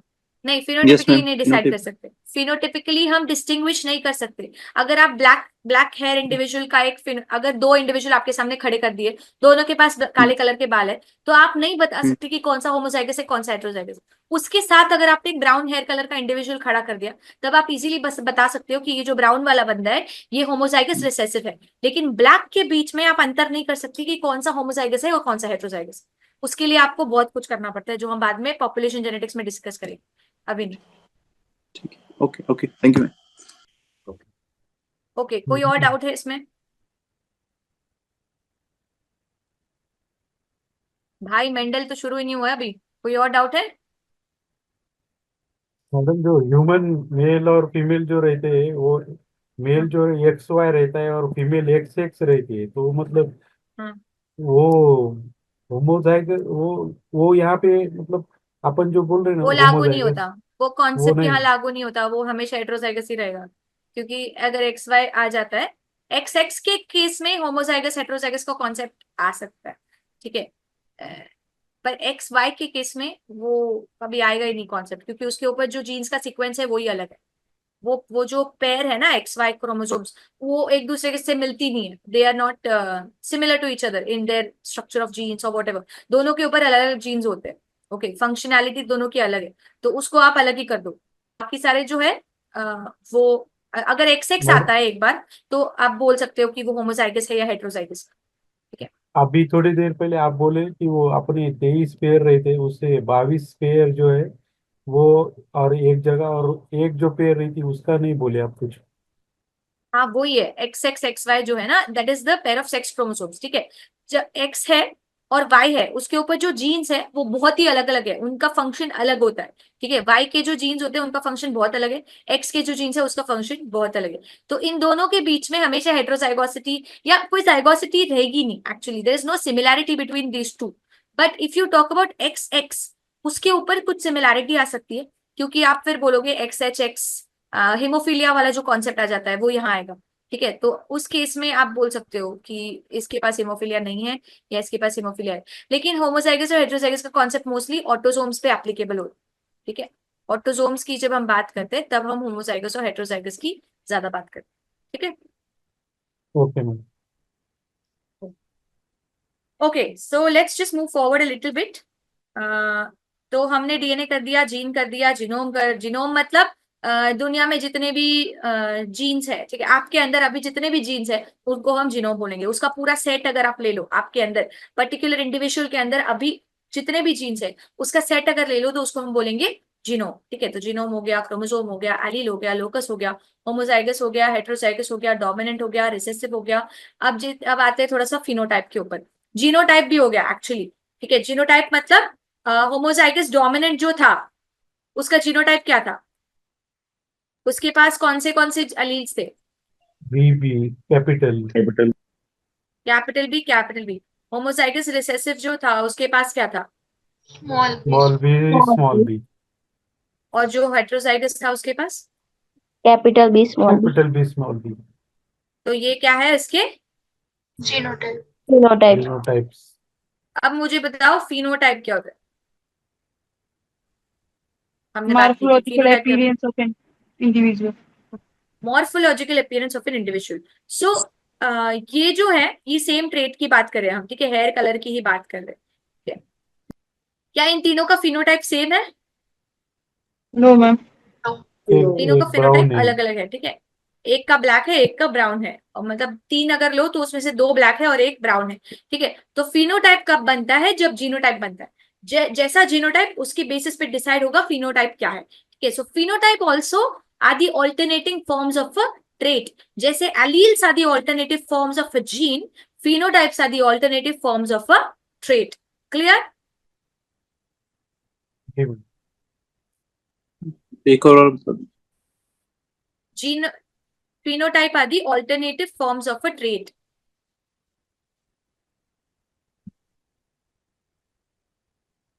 ट्रेट क्या है? Characters character. Hair colour. Phenotype क्या क्या बन रहा है? Black black and brown. Black और ब्राउन। तो ये क्या है? Alternative forms of the same trait, black और brown forms of the hair colour. Okay, तो इसमें एलील्स क्या थे? Capital B capital B small. Capital B और स्मॉल बी, ये 2 एलील्स इन्वॉल्व हो रहे थे इस पूरे रिएक्शन में, ठीक है। तो ये alternative forms of the same gene which codes for hair colour. तो ये क्या है? एलील्स। और फिनोटाइप क्या है? Alternative forms of a particular trait. अब क्लियर है? Okay. Okay. Now let's come to Mendel. Finally, Mendel was an Austrian monk. He is known as the father of genetics. He experimented on pea plants. हमको ये सब history उसका पता है। अब हमको याद क्या करना है इसमें से? He presented his findings in the Bruin Society for Natural Science in 1865. कभी कभी पूछ लेते हैं अगर उनका मन किया तो। He published his findings in a paper, Experiment on Plant Hybridization, in 1866. And उसको किसी ने भाव नहीं दिया था उस टाइम पे। Everybody ridiculed him and everybody thought he was crazy. But later on, his work was rediscovered by 3 people. This is important. ये पूछते हैं। Hugo de Vries, Carl Correns and von Tschermak. कौन से साल में? 1900 में। तीनों ने इंडिपेंडेंटली डिस्कवर किया, तीनों ने मिलकर एक्सपेरिमेंट नहीं किया था, तीनों ने अलग अलग अपना अपना डिस्कवर किया। ये ही सेम प्रिंसिपल्स उन्होंने रीडिस्कवर किए, ठीक है। So Hugo de Vries, Carl Correns and von Tschermak in 1900 rediscovered the principles of Mendel. Okay, and Mendel's work laid the groundwork for entire whatever genetics we are seeing right now. It was started from Mendel. Okay, so that is why he is known as the father of Mendel. Reasons for his success, उससे पहले भी I am sure बहुत लोगों ने experiments किए होंगे, but उसका जो फैक्टर्स थे, पहले तो लक था उसके पास। लक क्यों था? क्योंकि उसने 1 या 2 ट्रेड्स को एक टाइम पे कंसिडर किया, सारे ट्रेड को लेके साथ में नहीं चला एनालिसिस के लिए, तो क्रेजी हो जाता है इंसान। एक ट्रेड को देके चलो तो उसका पैटर्न दिखाई देता है। तो 1 या 2 ट्रेड्स को लेके उसने एक बहुत सारे पी प्लांट्स में एक्सपेरिमेंट्स किया, तो उसको पैटर्न दिखाई दिया उसमें, ठीक है। दूसरा, उन्होंने अपने रिकॉर्ड, मतलब उन्होंने अपने एक्सपेरिमेंट्स का रिकॉर्ड रखा कि पहले क्या किया मैंने, उससे क्या रिजल्ट आया, उससे क्या रिजल्ट आया। तो इस रिकॉर्ड के थ्रू वो एनालिसिस इजी हो गया, ठीक है। तो उन्होंने रिकॉर्ड रखा, उन्होंने 1 या 2 ट्रेड देखा। तीसरा, ये जो 2 ट्रेड्स वो देख रहे थे, अलग अलग ट्रेड्स, उन्होंने 7 अलग अलग ट्रेड्स को ऑब्जर्व किया था, और ये 7 जो ट्रेड्स थे उनका एक दूसरे से कोई रिलेशन नहीं था, ठीक है। All of them were not related, any of them was not related to each other. ऐसे नहीं कि किसी के बीच में लिंकेज हो रहा है, या किसी के बीच में क्रॉसिंग ओवर हो रहा है, या किसी इनकम्प्लीट डोमिनेंस का सीन है, nothing like that. So they are separate traits, all are separate from each other. इसीलिए all of them were able to express themselves separately without any influence from any other gene. Okay, that was a luck factor for his case. Okay, apart from that, he used true breeding plant varieties. True breeding का मतलब होता है homozygous. Okay, true breeding मतलब homozygous. So either homozygous dominant or homozygous recessive. That is the meaning of true breeding. So this is why Mendel was successful in his work. Okay, so that is why he was so famous. What traits did he study? Seed. Okay, अब मेरे को बताओ पौधों का नीचे से लेके ऊपर तक, जब हमने पौधा उगाया उससे लेके ऊपर तक आप उसका क्या क्या ऑब्जर्व करोगे? सबसे पहले सीड। सीड नहीं, हाथी के सीड नहीं, सीड नहीं, सीड बाद में आता है। सबसे पहले क्या करोगे? आपके पास एक छोटा सा पी है, आपने उसको प्लांट किया, अभी हाइट, हाइट वो कितना बड़ा हुआ, ठीक है, तो कलर टॉल या डॉर्फ, वो बड़ा हो गया या तो छोटा रहेगा, ठीक है। तो टॉल है डोमिनेंट, यहाँ पे जो मैं लिख रही हूँ वो डोमिनेंट ट्रेट है, यहाँ पे जो लिख रही हूँ रिसेसिव है, ठीक है। हाइट, ठीक है, लंबा हो गया, फिर उसके बाद कलर, कलर किसका colour? Flower, colour of seeds flower seed flower का। Flower. जब पहले प्लांट उगता है पहले क्या आता है उसमें? फ्लावर आता है। तो फ्लावर, फ्लावर का उसने क्या देखा? कलर देखा, और उसने क्या देखा? पोजीशन देखा। कलर क्या क्या क्या थे फ्लावर्स के? किसी को याद है तो? वाइट, पिंक, पर्पल, ठीक है। व्हाइट और पर्पल ये दो कलर्स थे फ्लावर्स की। और पोजीशन क्या था? टर्मिनल या एक्सियल, ठीक है, टर्मिनल या फिर axial. I think axial dominant है, axial dominant and terminal recessive. Yes, okay, axial is dominant and terminal is recessive. Axial मतलब ये एक्सिस है, यहाँ पे आएगा, ये टर्मिनल है, लास्ट में टॉप पे गया तो टर्मिनल, साइड में गया तो एक्सियल, ठीक है। अच्छा, फ्लावर बड़ा हो गया, अभी फ्लावर से वो झड़ गया फ्लावर, फ्लावर के अंदर क्या है? सीड सीड, नो, सीड का Fruit. Covering fruit fruit. हाँ, फ्रूट क्या है? In case of peas what is the fruit? Beans, beans, the beans, okay. तो the bean is known as the pod, the pea pod, जो आप लेते हो मटर बाहर से, उसको पॉड बोलते हैं। तो पॉड, या तो पॉड की दो चीजें देखी उन्होंने, उसका शेप देखा और उसका कलर देखा, ठीक है। नॉर्मली आप जो पॉड लेते हो वो कैसा होता है? श्रिवल्ड होता है या इन्फ्लेटेड होता है? इन्फ्लेटेड, तो inflate, inflated is the dominant and constricted is the recessive type. और दूसरा वो येलो कलर का होता है या ग्रीन कलर का होता है? ग्रीन, ग्रीन तो green is dominant and yellow is recessive. कभी कभी येलो रहता है, so that is recessive, okay. Then pod के अंदर क्या होता है? सीड सीड, सीड का उन्होंने शेप देखा, सीड का उन्होंने कलर देखा। जब आप सीड खोलते हो तो सीड कैसे दिखती है? ग्रीन, ग्रीन ग्रीन दिखती है और राउंड दिखती है, ठीक है। तो round is the dominant shape and wrinkled, कभी कभी एकदम छोटे से रिंकल्ड सीड्स भी आते हैं उसके अंदर, तो wrinkled is the recessive shape, okay. Round is dominant, wrinkled is recessive. Now the green that you see is actually the recessive trait, okay. The green color of the seed is a recessive trait and the yellow color of the seed is the dominant trait. But market में हम लोग yellow colour के नहीं देखते, हम लोग generally green colour के piece पाए जाते हैं। Now that is belonging because of population genetics which we are not studying right now.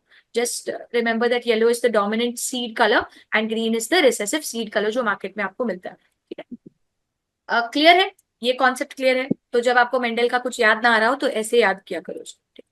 ये पूछेंगे नहीं, but you they might ask sometimes, so I am just teaching you. अच्छा, monohybrid cross क्या होता है?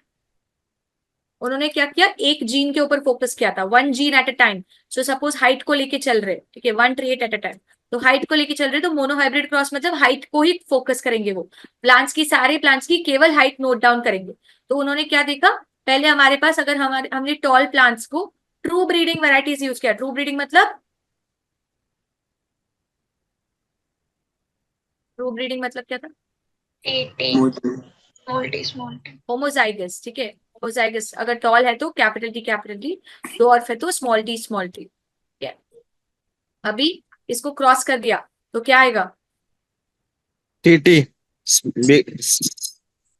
कैपिटल टी, स्मॉल टी, ठीक है। तो इसका फिनोटाइप क्या होगा? टॉल, टॉल, इसके फिनोटाइप टॉल है, लेकिन जीनोटाइप क्या है? Small T, capital T, small T, heterozygous है मतलब वो, ठीक है। It's a heterozygous individual, but Mendel did not know that it's heterozygous. उसको क्या दिखा? वो टॉल प्लांट्स है, तो कुछ भी हो सकता था। तो उसने क्या किया, इन टॉल प्लांट्स को सेल्फिंग करा दिया। सेल्फिंग मतलब सेल्फ फर्टिलाइजेशन। तो capital T, capital T, capital T into capital T. तो इसके गैमीट्स कैसे बनेंगे, अगर हम फीमेल की बात कर रहे हैं, फीमेल गैमीट्स क्या क्या बनेंगे, capital T and small T. और male gametes capital T capital capital T and small capital T and small T. Selfing करा रहे हैं, ठीक है। F1, ये F1 generation, first female generation. Selfing करा दिया तो कितने टाइप के प्रोजेनी बनेंगे आपके पास, 3 this known as four Punnett type, capital T, capital T. Capital T small T, capital T small T, small T small T. तो कितने टाइप के हुए 3 3 दिखने में, phenotypically how many types do you have, 2 type, दो phenotypically 2 types, हाँ, what are they, tall tall and और tall and dwarf. tall and dwarf। उसका रेशियो क्या है, कितने टॉल है कितने dwarf है, 3:1, 3:1 3:1। What about genotypically, genotypically how many type of progeny do you have, 3 type, 1:1 हाँ, capital T, capital T, capital T small T and small T small T, Quality. और एक ठीक है। बस हो गए, 3 ही है, ठीक है। ये कैपिटल टी ये एक टाइप हो गया, स्मॉल टी ये एक टाइप हो गया, और कैपिटल टी स्मॉल टी के दो दो हमारे पास है, तो ये एक टाइप है। Capital T small T heterozygous is a type, okay. So one homozygous dominant, one homozygous recessive, and two heterozygous progeny. So this is the chance that you might get this kind of progeny. Okay. So इससे उनको 2 rules पता चले. Okay. पहला है law of dominance. Law of dominance क्या कहता है कि अगर 2 pairs, अगर एक पेयर ऑफ फैक्टर्स की बात करें, वो उन्होंने एलील को फैक्टर बोला था उस टाइम पे, ठीक है। तो अगर हम एक पेयर ऑफ फैक्टर्स की बात कर रहे तो उसके अंदर क्या होगा, एक जो फैक्टर है वो अपने आप को एक्सप्रेस कर पाएगा और उसका दूसरा फैक्टर सप्रेस हो जाएगा, ठीक है। उनको ये किससे पता चला, सेल्फिंग करने के बाद, ठीक है। तो सेल्फिंग करने के बाद उनको क्या पता चला, इसमें 2 फैक्टर्स है और इसमें से एक अपने आप को एक्सप्रेस कर पा रहा है पर दूसरा एक्सप्रेस नहीं कर पा रहा, तो that means one is dominant and one is recessive, this is known as the law of dominance. फिर दूसरा लॉ जो उनको यहां से पता चला, that was the law of segregation, ठीक है। लॉ ऑफ सेग्रीगेशन मतलब हमने क्या किया, फर्स्ट फीमेल जनरेशन में सारे टॉल थे, ठीक है, लेकिन सेकंड फीमेल जनरेशन में हमारे पास एक ड्वार्फ प्रोजेनी आया।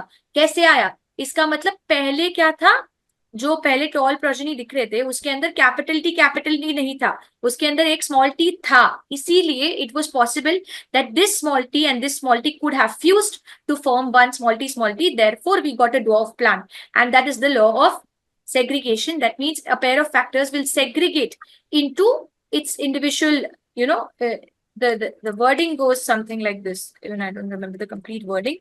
The wording is, during gamete formation the 2 alleles for a gene will segregate so that each gamete will carry only 1 allele, okay.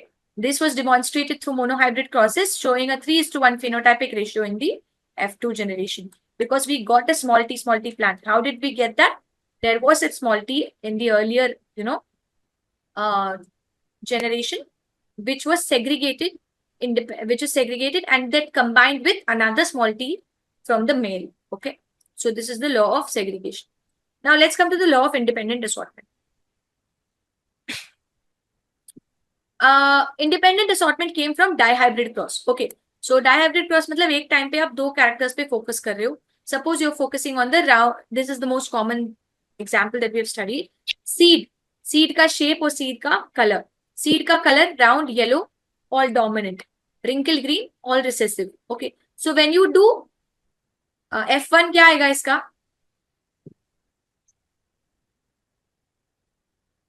round yellow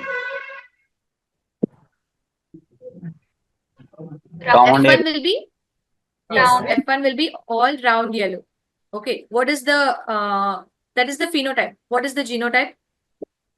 Capital R, small r, capital Y, small y.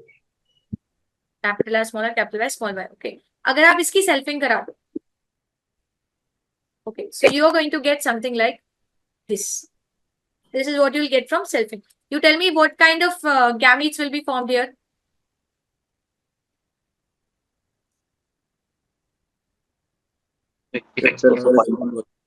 small r capital R small capital Y, capital Y, capital R, small Y, small Small R, R, capital Y. Small R, Small R.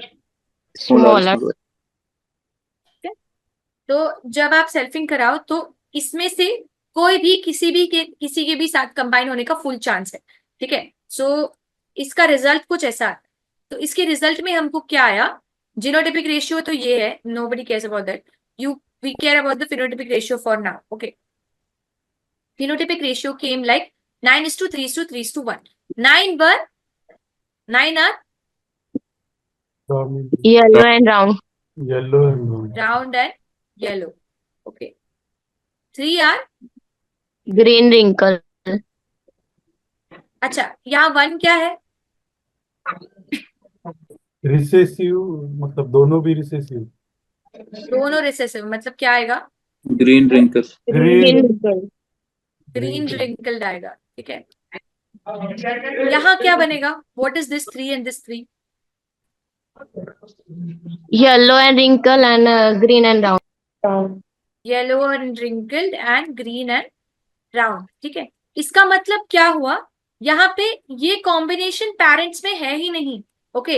ये progeny generation में नए combination बने हैं, traits के, 2 traits के नए combination बने progeny generation में। तो इससे उनको क्या पता चला कि जब 2 जीन्स के फैक्टर्स, जब 2 जीन्स के एलील सेग्रीगेट हो रहे, तो उनका एक दूसरे के सेग्रीगेशन पे कोई इफेक्ट नहीं है, okay. There is no effect on each other segregation.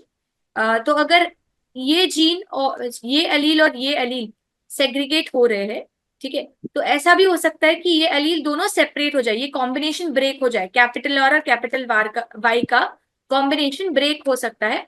तो हो सकता है कि एक में कैपिटल आर आए और दूसरे में उसके साथ स्मॉल वाई चला जाए, और इसमें कैपिटल वाई आके इसके साथ स्मॉल आर आ जाए, ठीक है। तो ये जो कॉम्बिनेशन है आर और वाई का, ये ब्रेक हो सकता है, चांस है।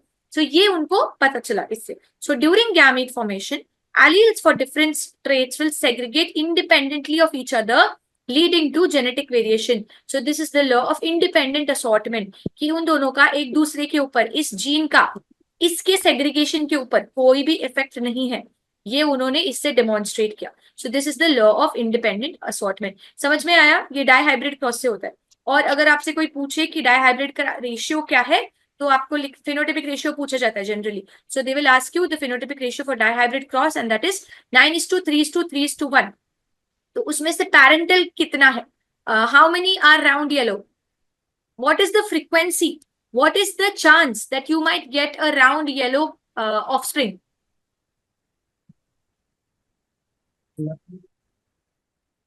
नौ 9 9. नौ है, नौ। 9 out of how many, 16.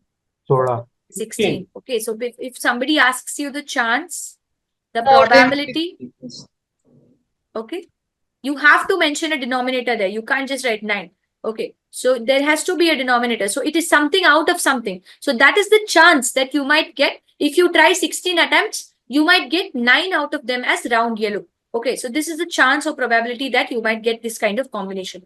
These kind of questions can be asked in the exam, madam okay. हाँ, ये 9:3:3:1 में से जो 3 और 3 जो है ना, ये उनके पेरेंट्स से बहुत ही मतलब अलग हो गए क्या फिर? बिल्कुल बिल्कुल अलग हो गए। पेरेंट्स क्या है, राउंड येलो और रिंकल ग्रीन, राउंड ग्रीन और मतलब राउंड येलो और रिंकल ग्रीन। तो रिंकल येलो ये है ही नहीं, पेरेंट्स के पास ये कॉम्बिनेशन ही नहीं है। तो बट ये प्रोजेनी जनरेशन में आ गया, कैसे आया, क्यों आया, क्योंकि रिंकल्ड और येलो का जो जीन है वो एक दूसरे के साथ कंबाइन हो गया, इसीलिए ये कॉम्बिनेशन जनरेट हो गया प्रोजेनी में, ठीक है। तो ये कॉम्बिनेशन जनरेट होने के पीछे का कारण क्या है, जो इन दोनों ट्रेट्स के जीन्स है, जो सीड शेप और सीड कलर का जीन है, उनका सेग्रीगेशन का मतलब जब वो गैमीट्स के टाइम पे सेग्रीगेट हो रहे हैं, आधे आधे हो रहे हैं, तो उनका सेग्रीगेशन का कोई रिलेशन नहीं है एक दूसरे से। That is why you are getting something as a non parental combination, तो इसको बोलेंगे रिकॉम्बिनेंट। मैडम फिर ऐसा हो सकता है, मतलब 2 व्हाइट काउज को मीट किया और निकली ब्राउन, मतलब F1 जो मिले, ब्राउन मिल सकती है। हो सकता है, but that depends on which is the dominant allele and which is the recessive allele. If white is the recessive allele, generally, okay, say white is the recessive allele, okay. So अगर आप white recessive allele के case में दो white cows को mate कर रहे हो, remember that it is a, you are doing a monohybrid cross here, ठीक है. और cow का coat color is not a matter of one gene, okay. Lots of genes are involved, but you are doing a monohybrid cross. Suppose, so this is a white cow, and if white cow is recessive, okay, white मतलब recessive, तो इसमें आपको क्या progeny आएगा? कुछ भी कर लो, कितने भी व्हाइट का उसको साथ में मेट कर लो, आपके पास यही आना है. हाँ इसके हाँ पास सर, डोमिनेंट है जी ही, जी ठीक है. जी जी समझ में आ तो गया। इसमें कोई रिकॉम्बिनेशन नहीं होगा. जी जी जी जी। रिकॉम्बिनेंट नहीं मतलब इट्स नॉट नॉन पैरेंटल, इसको नॉन पैरेंटल मतलब बोलते हैं. उसमें एक डोमिनेंट और एक रिसेसिव चाहिए, मतलब आगे गैमेट्स हाँ, में। यस, गैमीट्स में एक डोमिनेंट और एक रिसेसिव चाहिए, तब जाके ये होता है. कूल, समझ में आया? सो ये लॉस है इसके. तो लॉ ऑफ डोमिनेंस और लॉ ऑफ सेग्रीगेशन किससे मिला था? कौन से क्रॉस से? मोनोहाइब्रिड। मोनोहाइब्रिड. और लॉ ऑफ इंडिपेंडेंट असॉर्टमेंट मिला था. डायहाइब्रिड। और इसका रेशियो क्या है? 9:3:3. और मोनोहाइब्रिड का रेशियो क्या है? 3:1। 3:1. ठीक है. जब रेशियो पूछते हैं तो जनरली F2 का रेशियो होता है, वो F2 का फिनोटिपिक रेशियो पूछा जाता है. ठीक है. तो ओके, तो दिस इज दैट. अच्छा, मेरे को बताओ इसमें से यूनिवर्सल लॉ कौन सा है? Independent assortment. Law of segregation. Law of dominance. Segregation. Law of segregation is the universal law. Universal मतलब उसका कोई exception नहीं है. Okay, universal मतलब there is no way there is an exception to this. Can you tell me that there is an exception to gamete formation? नहीं, कुछ नहीं हो सकता। क्या gametes नहीं बन सकते? ऐसा हो सकता है सेक्सुअल रिप्रोडक्शन के टाइम पे? क्या ऐसा हो सकता है कि gametes नहीं बनेंगे? नहीं. ऐसा कभी नहीं होगा. ठीक है. तो जब गैमीट्स बन रहे हैं मतलब सेग्रीगेशन होगा. तो segregation is the universal law.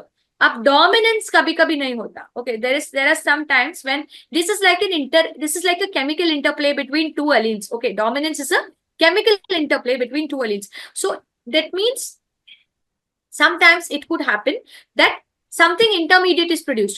कभी कभी आपने टोल को ड्वार्फ से मेट कर लिया और बीच में मीडियम हाइट वाला इंसान आ गया. ठीक है. तो that is an intermediate. So this is a what do you say, उल्लंघन of law of dominance. ये law of dominance को ये कर रहा है, ब्रेक कर रहा है. तो this is what you mean by the fact that law of dominance is not universal and neither is law of independent assortment, because law of independent assortment के जो ये है क्या बोलते हैं, जो इस रूल को तोड़ते हैं वो है म्यूटेशन नहीं, लिंकेज. जो लिंकेज है ये इस लॉ को तोड़ता है. लिंकेज, प्लियोट्रॉपी, ये सारे कॉन्सेप्ट जो होते हैं ये हम बाद में करेंगे. ये इस लॉ को तोड़ते हैं. लिंकेज कैसे तोड़ता है हम बाद में करेंगे. Okay, when we go to linkage we'll do this. Okay, just remember for now that law of independent assortment के exceptions है.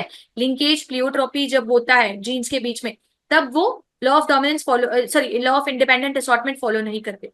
of law of dominance के exceptions होते हैं incomplete dominance, फिर co-dominance, फिर और पता नहीं कौन सा dominance. ठीक है. so epistasis, these are all exceptions to the law, Mendel's laws of inheritance. Okay, so ये मेंडल खत्म हुआ. ठीक है. Can we do a small thing here? Mendel's law of segregation states that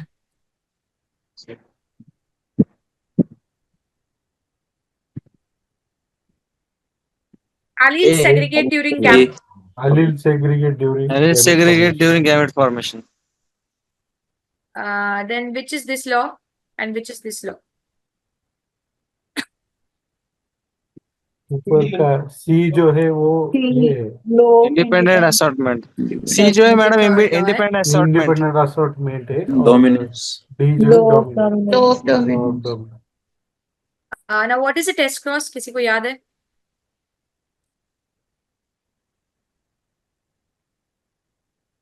homozygous recessive से करते हैं. D.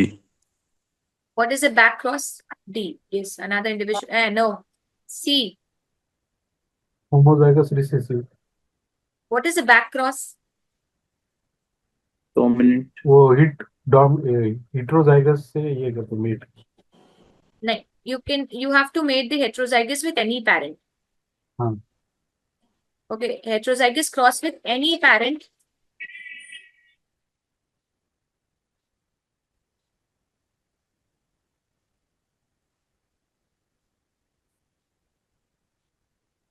Heterozygous cross with any parent is a back cross. And heterozygous, if you cross a heterozygous with a recessive. Recessive individual, recessive parent or recessive individual, it is a test cross. Okay. Heterozygous cross with any parent is a back cross, and heterozygous cross with the recessive parent or the recessive individual is a test cross. Now, why are you doing a test cross? उसका नाम test है, तो why are you doing a test cross? सही जा रहा है कि नहीं देखने के लिए। Okay. और कोई डोमिनेंस। डोमिनेंस? हाँ, ओके। मतलब डोमिनेंस मतलब मतलब दोनों में से डोमिनेंस वाला कौन से पेरेंट में मतलब से आया? आपको नहीं, not exactly, you want to figure out whether this individual, मतलब आप इस इंडिविजुअल का जीनोटाइप पता करना चाहते हो। हेटेरोजाइगस इंडिविजुअल है तो इसका जीनोटाइप फिनोटाइप कैसा होगा? Suppose tall and- capital T हाँ, कैपिटल टी Phenotype- अगर है फिनोटाइप कैसा रहेगा? डोमिनेंट फिनोटाइप आएगा इसमें। अगर टॉल और डॉफ की बात करें तो ये हेटेरोजाइगस इंडिविजुअल क्या होगा? डोमिनेंट दिखेगा, मतलब टॉल दिखेगा दिखने में, पर हमको नहीं पता ये हेटेरोजाइगस है कि होमोजाइगस डोमिनेंट है। ठीक है, तो हमें ये पता कराने के लिए हम इसको रिसेसिव पेरेंट से क्रॉस करते हैं। तो उसमें क्या होता है? Capital T small T cross with small T. What will be your answer? Small t, small t. Small- Small t, capital T, small t. Same he Your होगा progeny will be like this. Okay, Same this he- will be your progeny. Progeny of the test cross will be formed in 1:1 ratio. मतलब दो capital T small T बनेंगे, दो tall plants आएंगे और दो dwarf plants आएंगे आपके पास। ठीक है, तो इसीलिए रेशियो क्या हो गया? 1:1, सेम आया। ठीक है, तो जब ऐसा रेशियो आएगा तो ये टेस्ट क्रॉस का रेशियो है, और कैपिटल टी स्मॉल टी जब आएगा, that means you have a heterozygous individual. If you have a homozygous dominant individual, what will be your answer? All plants will be tall Tall. all plants will be tall. Okay, phenotype क्या रहेगा? सबका toll रहेगा। इसका मतलब test cross करने के बाद हमारा आंसर क्या आया? ये जो इंडिविजुअल है, जो टॉल इंडिविजुअल था जिसको हम टेस्ट करा रहे थे, वो क्या निकला? Homozygous. होमोजाइगस डोमिनेंट निकला। और ये जो इंडिविजुअल है जिसको हम टेस्ट करा रहे हैं, वो क्या निकलता है? Heterozygous. हेट्रोजाइगस निकलता है। सो इसीलिए इसका आंसर क्या है? Test cross is a crossing of an individual with Recessive parent. Recessive homozygous recessive genotype. Now, what is the genotypic ratio of a monohybrid cross? 3:1. 1 1 gem, 2 gem, 1. Question Genotype. पढ़ो। 2:1 Okay, genotype. Independent assortment occurs during which action? Which process?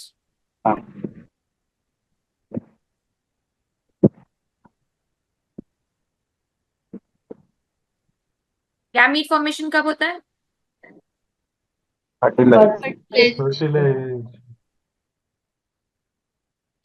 Fertilise भाई gamete कब बनता है? Meiosis. Meiosis आएगा ma'am उसका। Meiosis में। ठीक है, इंडिपेंडेंट असॉर्टमेंट का मेंडल का सारा जो कुछ भी है वो गैमीट से रिलेटेड, मतलब उसकी जो लॉस है वो गैमीट से रिलेटेड है। ठीक है, तो गैमीट्स के बनते टाइम एक कैरेक्टर का जो सेग्रीगेशन है वो दूसरे कैरेक्टर के सेग्रीगेशन से रिलेटेड नहीं है, ये कहता है लॉ ऑफ इंडिपेंडेंट असॉर्टमेंट। तो ये जो सेग्रीगेशन होगा ये कब होगा? मियोसिस के टाइम पे होगा। ठीक है, तो इसका आंसर क्या है? मियोसिस। ठीक है, allele sir, genes located on different chromosomes. Different form alternate forms of a gene. Okay, Gene, हाँ, different A है। forms of the same gene are known as allele. Now, what is Mendel's law of independent Mendel's law of independent assortment holds true for genes located on, ये शायद आपको नहीं है, different करो।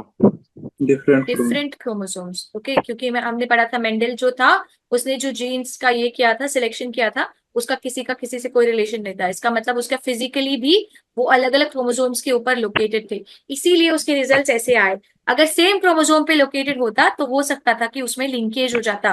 Linkage होने से क्या होता, इंडिपेंडेंट असॉर्टमेंट नहीं होता। ठीक है, so that is the exception to independent assortment. That is why when genes are located on different chromosomes, they can follow the law of independent assortment. Okay. One backcross involving the F1 generation. Backcross क्या होता है? F1 generation with heterozygous. heterozygous. Heterozygous. Parents से। Parents. Parents की बात हो रही है यहाँ पे। आप एक इंडिविजुअल को अगर बैकक्रॉस कर रहे हो तो किसके साथ हाँ। बैकक्रॉस करोगे? Parents. Parents. One of कौन से the पेरेंट के साथ? parents. One of the parents, किसी भी पेरेंट के साथ कर सकते हो। ठीक है, one of the parents. Mendel's law of dominance states that B. Dominant allele. B. Covering. B. Dominant in marks. the effect of recessive alleles. Okay. Now, Mendel's principles of inheritance were rediscovered by वो तीन C. तीन नंबर Stegmark. राइस Correns and Tschermak. in guinea pigs black, अच्छा ध्यान से पढ़ो, और अगर किताब कॉपी लेनी है तो ले लो। In guinea pigs black coat color is dominant over white coat color and short hair is dominant over long hair. If two guinea pigs with genotype capital B small b capital S small s are crossed, what proportion of their offspring will have a white coat and long hair? Madam white recessive है। White क्या है? Recessive Recessive है। Long hair क्या है? Long one is long two hair Dominant. Dominant है। 1:16। 3/16. 3/6. 3/16। भाई question पढ़ो। Black coat color is dominant over white coat color. Agreed. White is recessive. Short hair is dominant over long hair. मतलब long hair dominant है या recessive है? ए होगा। Dominant. A होगा। Recessive है। ठीक है। 1:16। शॉर्ट हेयर और लॉन्ग हेयर, इसमें से recessive कौन सा है और डोमिनेंट कौन सा है? Long hair recessive. Recessive. Long hair dominant दोनों रिसेसिव बोथ है। दोनों recessive कब होते हैं? जब एक ही बार होते हैं। एक ही बार दोनों हो जाएगा recessive कब 16 होते में हैं? से। एक ही बार होते हैं। तो वो 16 में से एक बार, दैट इज द ऑप्शन 1/16। और अगर यहाँ पे आपसे पूछते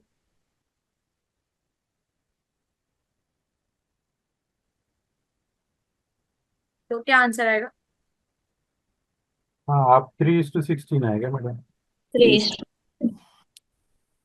सबको समझ आया ये? Hmm.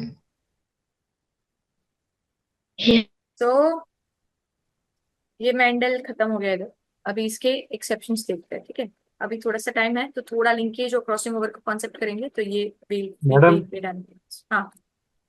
एक जनरल क्वेश्चन था मैडम, हम्म जो मतलब अगर हम पहले पेरेंट्स की बात कर ले, पेरेंट में 50-50 जेनेटिक मटेरियल उसके मतलब 50-50% उसके F1 में जा रहे, तो F1 के आगे फिर उसको क्रॉस किया, तो मतलब ऐसा करते रहे तो जो मुख्य पेरेंट थे उनका जेनेटिक मटेरियल आखिरी वाले में कुछ बचेगा ही नहीं। अगर हम ऐसे रिडक्शनल ये कर देंगे कि 50-50 है, 25-25 है, 12.5 है, 6.25 ऐसा, ओरिजिनल पेरेंट का मैं बात कर रहा हूँ रिलेशन। तो हाँ, एक बार समझ गए। ऐसा हाँ ऐसा हो सकता है क्या कि मतलब उनके पूर्वजों के कुछ ही उसमें नहीं है गुण?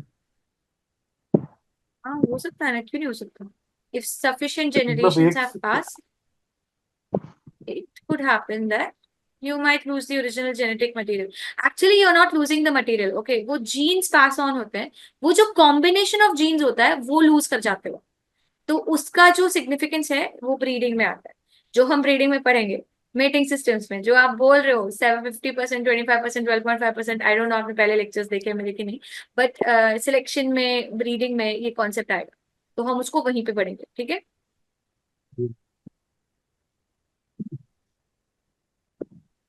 ओके, तो हाँ हो सकता है ऐसा कि लास्ट में एक्चुअली कॉम्बिनेशन टूट जाता है, the combination of the genes जो था वो पेरेंट्स में जो था, और जो आप बहुत सारे जनरेशन के बाद की बात कर रहे हो वो चला जाता है, बट कुछ एंसेस्ट्रल रिजेम्बलेंस रह जाती है। Okay, some genes are conserved, some sequences are conserved, okay, तो those conserved sequences might remain, but otherwise okay we lose उसको लाइक मोस्ट ऑफ द। मतलब मेरे को पूछना था कि उसको जेनेटिक की भाषा में कुछ रहता है क्या, मतलब टर्म्स ऐसा कि वो पास हो रहा है एक ही कैरेक्टर इतने 7-8 जनरेशन के जनरेशन स्टेबल ही है, मतलब स्टेबल नहीं होता, वो चेंज हो जाता है, मतलब एक जनरेशन से दूसरे जनरेशन में कॉम्बिनेशन चेंज हो जाता है, जीन रहेगा पर कॉम्बिनेशन चेंज हो जाएगा, ठीक है। जीन पास ऑन होगा, एक के पास ये मेरा पेरेंट है, ओरिजिनल पेरेंट, ठीक है, ब्लैक है, blue eyes, this was crossed with somebody with black hair or brown hair, whatever, and black eyes. Now black eyes are dominant over blue eyes. What will be my progeny be? Black hair तो रहेगा ही, plus black eyes. ये gene loose नहीं होती, gene is travelling, this gene for blue I is travelling through the parentage. However, the combination that is it's generating along with the along with some other parent, okay, दूसरे parent के gamete के साथ जो combination generate होगा उसके basis पर हमें दिखाई देती है चीजें, okay, phenotype उसके बेसिस पर डिसाइड हो रहा है। ये इसकी जो जीन है ये रहेगी, उसकी फैमिली ट्री में कहीं ना कहीं उसकी जीन रहेगी, ठीक है, that gene is not lost unless there is mutation, then the gene is lost, but then also you can get it from another population. It's complicated, okay, we'll go to population genetics and selection and breeding, then you'll understand this better, okay. Okay. Okay, we have like 10-15 minutes, let's finish linkage and crossing over now. Simple stuff, okay. Crossing over क्या होता है, किसी को याद है तो? ये जो दो क्रोमोसोम्स यहाँ पे कर रही है क्या है, क्रॉसिंग हो, मतलब वो क्या कर रहे हैं? जेनेटिक मटेरियल का exchange of genetic material. Exchange of genetic material, okay, तो ये क्रोमोसोम्स क्या है, मतलब ये दोनों सेम क्रोमोसोम्स है, अलग क्रोमोसोम्स है, क्या chromosomes? Non sister non sister non sister, non sister अच्छा, क्रोमैटिड्स।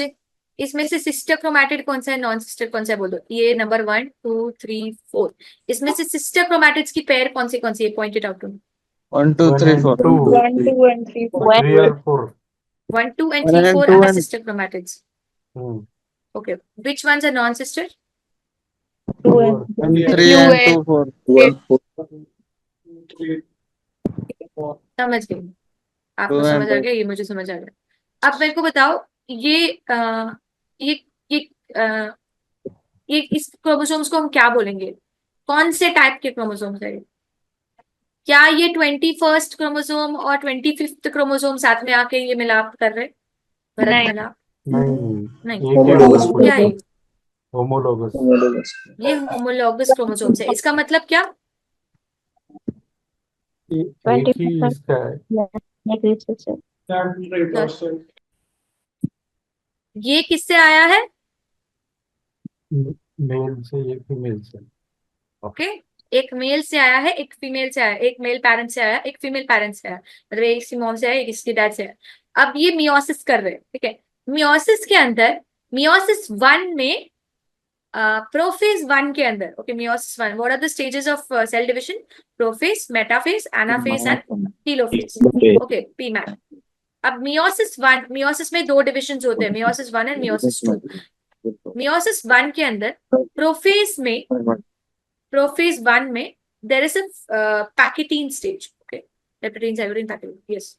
तो पैकेटीन स्टेज के अंदर ये जो 2 होमोलॉगस क्रोमोसोम्स है, पहले जाइगोटीन के अंदर, दे कम टुगेदर, ओके, जो सारे होमोलॉगस क्रोमोसोम्स एक दूसरे के साइड में अरेंज हो जाते हैं। डीएनए तो ऐसे प्रेजेंट नहीं है, डीएनए इज प्रेजेंट इन अ ऐसे बहुत सारे थ्रेड्स के फॉर्म में प्रेजेंट रहता है. Just before cell division it starts coiling into chromosomes. Once the chromosomes are formed these are actually not divided. Remember that these are not yet completed the replication over here. Okay. So these chromosomes are exactly the same. 1 and 2 are same, 3 and 4 are same to each other. Okay, so Pachytene stage mein what happens before Pachytene, they come close to each other, and first pair arranges itself together, second pair arranges itself together, third pair, so on up till 22nd, and jitne bhi chromosomes hai, all those pairs arrange themselves together. Now after this pair arrangement is done, the non-sister chromatids exchange the genetic material. Okay, agar 1 और 2 के बीच में exchange हो गया तो क्या कोई change आएगा chromosome में? क्या नहीं, इस सेम ही क्रोमोसोम है। में कोई बदलाव आएगा? नो नहीं, सेम ही है। तो अगर हमको बदलाव लाना है तो किसके साथ एक्सचेंज करवानी है? Non-sister chromatids. Non sister non sister chromatid. Chromatids. ठीक है, तो मतलब 1 और 3 को अगर हमने क्रॉसओवर करा दिया तो उसके बीच में क्या हो जाएगा? एक्सचेंज ऑफ जेनेटिक सेगमेंट्स हो जाएगा. ठीक है, जहां पे वो जुड़ रहे हैं, जैसे यहाँ पे ये 2 और 3 के बीच में हो रहा है. ठीक है, 2 और 3 के बीच में हो रहा है, राइट, 2 and 3. तो ये जो जुड़ रहे हैं यहाँ पे क्या हो रहा है? इसका सेगमेंट यहाँ जा रहा है, इसका सेगमेंट यहाँ आ रहा है. मतलब क्या हो गया? अभी हमारे पास एक नया कॉम्बिनेशन तैयार हो गया. इस सेगमेंट में हो सकता है 5 ट्रेट्स के जीन्स थे जो क्रॉसओवर हो. ठीक है, हो सकता है 5 ट्रेट्स थे इस सेगमेंट में. There were 5 traits, 5 different genes which got crossed over. So now the mother will this chromosome, ये जो मैटरनल क्रोमोसोम है ये अलग बन गया, और ये जो पैटर्नल क्रोमोसोम है ये अलग बन गया. तो अब ये जो ट्रांसमिट करेगा इंफॉर्मेशन आगे, क्या वो उसके पेरेंट्स की तरह दिखेगा इंडिविजुअल, इनका बच्चा? नहीं नहीं दिखेगा। नहीं. ठीक है, उसके अंदर क्या जनरेट होगा? Non parental combination of trait. तो हो सकता है कि यहाँ पे जो जीन था इसके साथ ये वाला जीन आया है. ठीक है, तो क्योंकि एक्सचेंज हो गया. ठीक है, तो ये वाला जो ट्रेट है ये ब्लैक हेयर कलर का ट्रेट था और ये ब्लू आइज का ट्रेट है. ठीक है, इसके पास ब्लैक आइज है, ये ट्रांसमिट हो गया. तो अब ये जो क्रोमोसोम है ये कौन सा इंफॉर्मेशन आगे भेजेगा? Black hair and blue eyes का इंफॉर्मेशन ये वाला क्रोमोसोम आगे भेजेगा. और ये मतलब ये chromatid, particular chromatid will send forward the black hair and blue. पर यहाँ पे क्या है? Black hair and black only, black eyes. ठीक है, ये क्रॉसओवर नहीं हुआ है, ये क्रॉसओवर हुआ है. तो ये जब टूटेगा तो इससे 4 अलग अलग कॉम्बिनेशन के हमारे पास जीन्स का कॉम्बिनेशन आएगा. ठीक है, अब आगे जब ये जाएगा तब नॉन पैरेंटल कॉम्बिनेशन बनाएगा. तो इसमें से पैरेंटल कॉम्बिनेशन बनाने वाले कौन से क्रोमैटिड्स हैं और नॉन पैरेंटल कॉम्बिनेशन बनाने वाले कौन से क्रोमैटिड्स हैं? 1 and 4 parental. 1 and 4, 1 और 4 है। पैरेंटल कॉम्बिनेशन, और 2 and 3 है नॉन पैरेंटल कॉम्बिनेशन. तो कभी कभी क्या होता है जब क्रॉसिंग ओवर हो, इसको बोलते हैं क्रॉसिंग ओवर बाय द वे. ठीक है, और जितना ज्यादा क्रॉसिंग ओवर उतना ज्यादा रिकॉम्बिनेशन. तो इससे जो प्रोजेनी पैदा होगा उसको हम बोलेंगे recombinant type of progeny, recombinant type of progeny. और इससे जो पैदा होगा उसको हम बोलेंगे पैरेंटल टाइप ऑफ प्रोजेनी. 1 और 4 का Same क्या हो क्या? गया फिर मैडम? हाँ? 1 और 4 का क्या हो गया फिर? अच्छा, क्रॉस ओवर हुए कि नहीं कहानी में? हो सकते हैं, हाँ। नहीं भी हो सकते. ठीक है, डिपेंड करता है, वो मैं बताऊंगी आपको बाद में. अभी ये खत्म करते हैं. ठीक है, तो इसको हम बोलेंगे रिकॉम्बिनेंट. इससे जो प्रोड्यूस होगा वो रिकॉम्बिनेंट, और इससे जो प्रोड्यूस होगा वो नॉन रिकॉम्बिनेंट या पैरेंटल. ठीक है, तो अब 1 और 4 का क्या हुआ इसकी बात करते हैं. कैसा होता है क्रॉसिंग ओवर? 2-3 टाइप का होता है. एक तो सिंगल क्रॉस ओवर, ये जो यहाँ पे हो रहा है ये सिंगल क्रॉस ओवर है. डबल क्रॉस ओवर मतलब यहाँ पे ये दोनों साइड्स पे क्रॉसिंग ओवर हो गया. ठीक है, कभी कभी 2 सिस्टर क्रोमैटिड्स के साथ इन्वॉल्वमेंट हो जाता है. कभी कभी ऐसा हो सकता है कि 1 might cross over with 3 at this position and 2 might cross over with 3 at this position. ठीक है, तो ये डबल क्रॉस ओवर हो गया. कभी कभी all 4 chromatids are involve in crossing over. That is very rare. Okay, generally only single या double type of crossover होता है. मल्टीपल क्रॉसओवर्स बहुत ही रेयर होते हैं. ठीक है, तो हो मैडम? सकता है कि ये, हाँ मैडम वो 1 3 से क्रॉस ओवर करे या 4 से करे? क्योंकि 3 और 4 तो सेम ही है ना, मतलब उनका हाँ वो हाँ होमोलॉगस है ना। हाँ, तो मतलब उसमें कुछ ये नहीं आएगा ना, मतलब उसमें क्या होगा? यहाँ पे सपोज कैरेक्टर बता दो यार, एक कैरेक्टर, ईयर शेप. ओके, यहाँ पे ईयर शेप का जीन लोकेटेड है.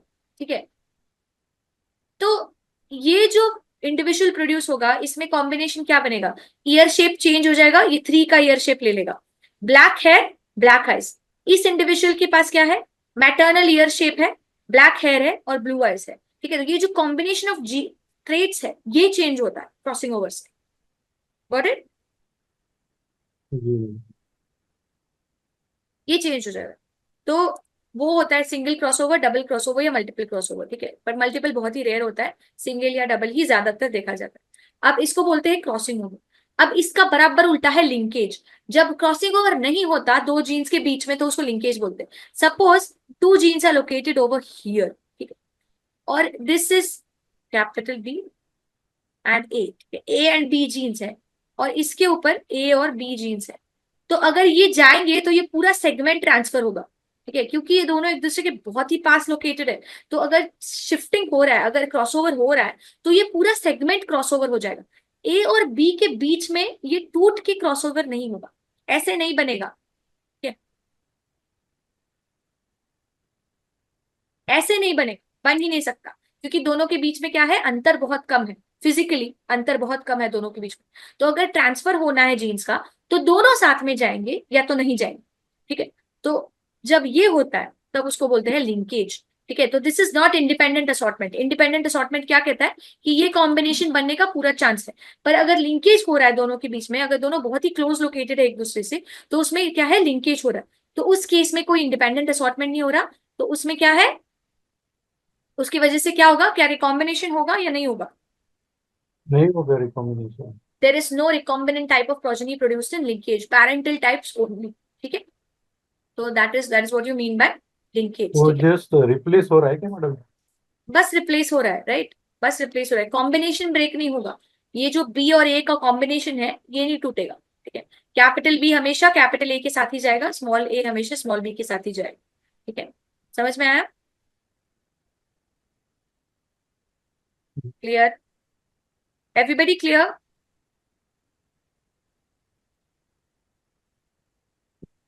am I supposed to understand कि आपको you have not understood? अच्छा, क्रॉसिंग ओवर समझ में आया, yes sir. Yes ma'am. Linkage नहीं समझ आया, जाओ खाना खा लो, लिंकेज कल कर, ठीक है मैम। ठीक है।